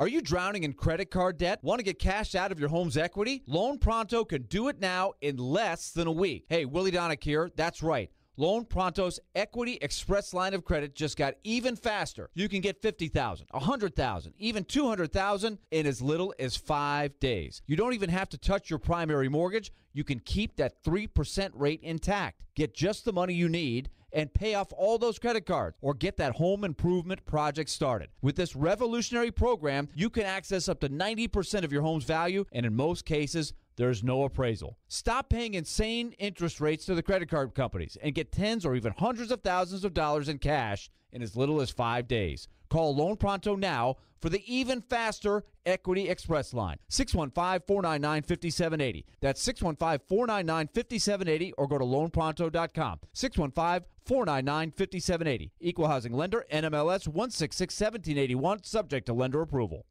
Hey, this is the Fat Jack, and we're heading into the middle of September. How did you do betting the games last week? Did you have teams like Auburn, maybe the New York Giants teams that got you into the hole, maybe the Kansas City Chiefs? This week, go to fatjacksports.com. Get signed up to turn a profit betting the games. The plays are texted to your cell phone. They're emailed to you, and they're going to get you into profit. Get everything through the month of September, only $299, and start making money betting the games against the spread. The Fat Jack Sports Service. No tricks, no gimmicks, just winners. eBay Motors is here for the ride. So minivans, sedans, JDMs, roll out. Go ahead, feel your engine. Admire that perfectly installed exhaust. Your vehicle's moving along this freeway like it was made from fresh installs and a whole lot of love. And with eBay Motors, you get over 122 million parts to keep it running. And with eBay Guaranteed Fit, they'll be the perfect fit every time. Plus, at these prices, well, we're burning rubber, not cash. Keep your ride or die alive at ebaymotors.com. Eligible items only. Exclusions apply. Nashville's radio version of The Odd Couple. You would trade for the third pick? Yeah, I don't know that I would do that. Robbie Stanley and Joe Rexrode are Robbie and Rexrode. I'm here for the discussion. I'm not. It's a good one. It's absurd. Robbie and Rexrode. Mornings from 6 to 9. Win the games. When they get in the playoff, they'll have a chance to. Presented by TJ Anderson Homes of Benchmark Realty on 102.5 and 106.3 The Game and the Game Nashville app. Having some fun in the midday. Okay, that's really fun. This is Caroline, Willy, and D-Mase. It's a good source of energy because it's live. On 102.5 and 106.3 The Game and the Game Nashville app. Caroline, Willy, D-Mase, 102.5, 106.3 The Game and the Game Nashville app. We're live out here at the Simmons Bank Open at the Grove Club. It is a beautiful day for some golf, and it's also a beautiful day for some Thursday night football. And joining us to help you make some Thursday night picks as the Vikings take on the Eagles in Philadelphia tonight is our friend Allie Milnicki from Zen Sports. Allie, appreciate you for joining us. I'm hoping the people were able to make some money on the Zen Sports app last week with your picks. But let's get to week two. I hope so. I did have the Lions, so there you go. They cover, they won outright. So, and I hope everyone listened on the under too, because both of those hit. Look at you, Allie. Let's continue the hot streak this week. Best bets tonight: Vikings, Eagles. I'm such a big fan of the unders on Thursday night football games. It's a short week. They have a short time to prepare. So I'm siding with the under on this one. And if I got to lean on either side, I think I'm going to take the Vikings at +6.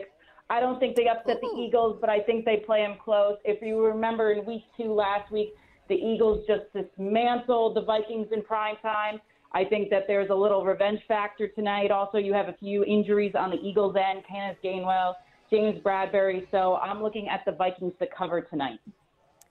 Bold take based off of how the Vikings looked last weekend. What makes you so confident in the Vikings? It's not so much a confidence factor. I think it's a low-scoring game that's going to keep it close. Also, you got to look at week 1 and going into week 2. It's the biggest knee-jerk reaction weekend.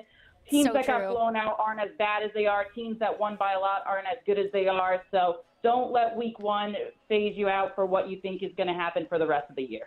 Well, Allie, one of those teams that got blew out last week was the Cincinnati Bengals. Now, the Ravens traveled to Cincinnati for a divisional game. How do you see this game? This is going to be a close one, but I am going to side with Cincinnati, and I'm an underdog bettor, but I'm going to lay the points. I love Joe Burrow and Jamar Chase to bounce back this week in a division rivalry game. I think that they're going to have a much easier time with the Ravens defense and the Bengals defense. That front seven of the Browns defense. That front seven of the Browns defense with Myles Garrett. That was a tough one to face opening weekend. So I'm looking for the Bengals to bounce back. It's going to be a close one. I would look at maybe the under for that because I think that this is going to be a defensive heavy game, actually more than an offensive heavy. But I'm siding with Joe Burrow to come back this week. Now, we saw a lot of points being scored last week versus the Dolphins and the Chargers. I think there were over 70 points or close to 70 points scored last week. This week, they got the Titans, and we know that it's a much different game this week than it was last week for the Chargers. What's your pick on this one? I'm siding with the Titans on 3 points in this one. I don't know if they pull out the upset, but their defense is very underrated.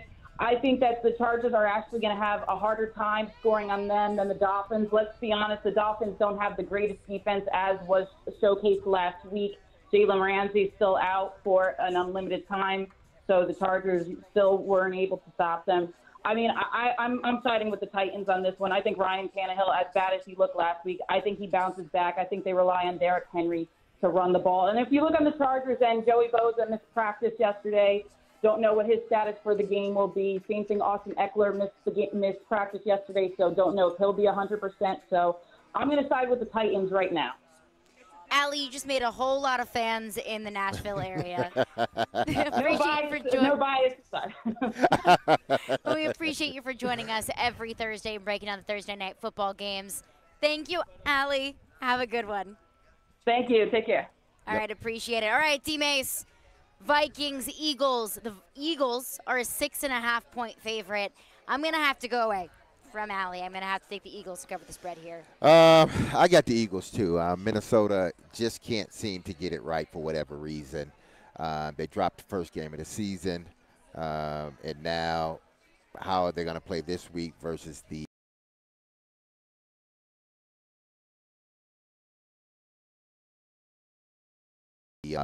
quarterback's playing pretty good. Receivers, we know who they are. Defense, they did lose, I believe, one of their defensive players, possibly for this upcoming game. But I still pick the Philadelphia Eagles. I just, as much as I love Kirk Cousins, I just don't trust Minnesota. Go green. Go white. I think I'm picking the Eagles. One, because, you know, my head. And just based off of how the Eagles looked last week, I understand we all overreact to week one, but that Vikings team looked sloppy. But I also watched the Kelsey documentary on Amazon Prime last night, and it follows Jason Kelsey and the whole season last year. Yeah, we're tired of Travis, okay? We're tired of Travis. We're tired of Travis. No more Taylor Swift news. Exactly. It follows Jason Kelsey, and I now think that Jason Kelsey is the most likable player in the National Football League. And so now I have a little soft spot in my heart for Jason Kelsey, which I think was probably the point of the documentary. Yeah, so they got you. They pretty much got you. I am 110% the sucker of the audience that they were trying to aim for. Well, I think I have a little bit of an Eagles bias now. Yeah, so, but, I mean, they are dealing with injuries just like everybody else is, and it's going to be interesting. Segue back into the Titans and the Chargers. Does Hop practice today? If he doesn't, what does that mean for this team? You know, moving forward, if he doesn't practice today, which today is third down, which is a critical down, supposed to be his down. If he doesn't practice tomorrow, which is red zone, then I think we need to be concerned. I'm already concerned. I'm concerned that he didn't practice yesterday. I'm concerned if he doesn't practice today. I'm concerned, D-Mase. Yeah. Boy, we can't start this early. We can't. We can't start the no practicing and getting hurt and losing guys, hamstring, groins, quad. It's too early. It's only the first game, Caroline. Look, I believe in juju, a little voodoo to a certain extent, but man, this Titan team deserves a little bit of injury luck. But that's going to do it for us today. We'll be back tomorrow at 11 a.m. Stillman and Company is up next.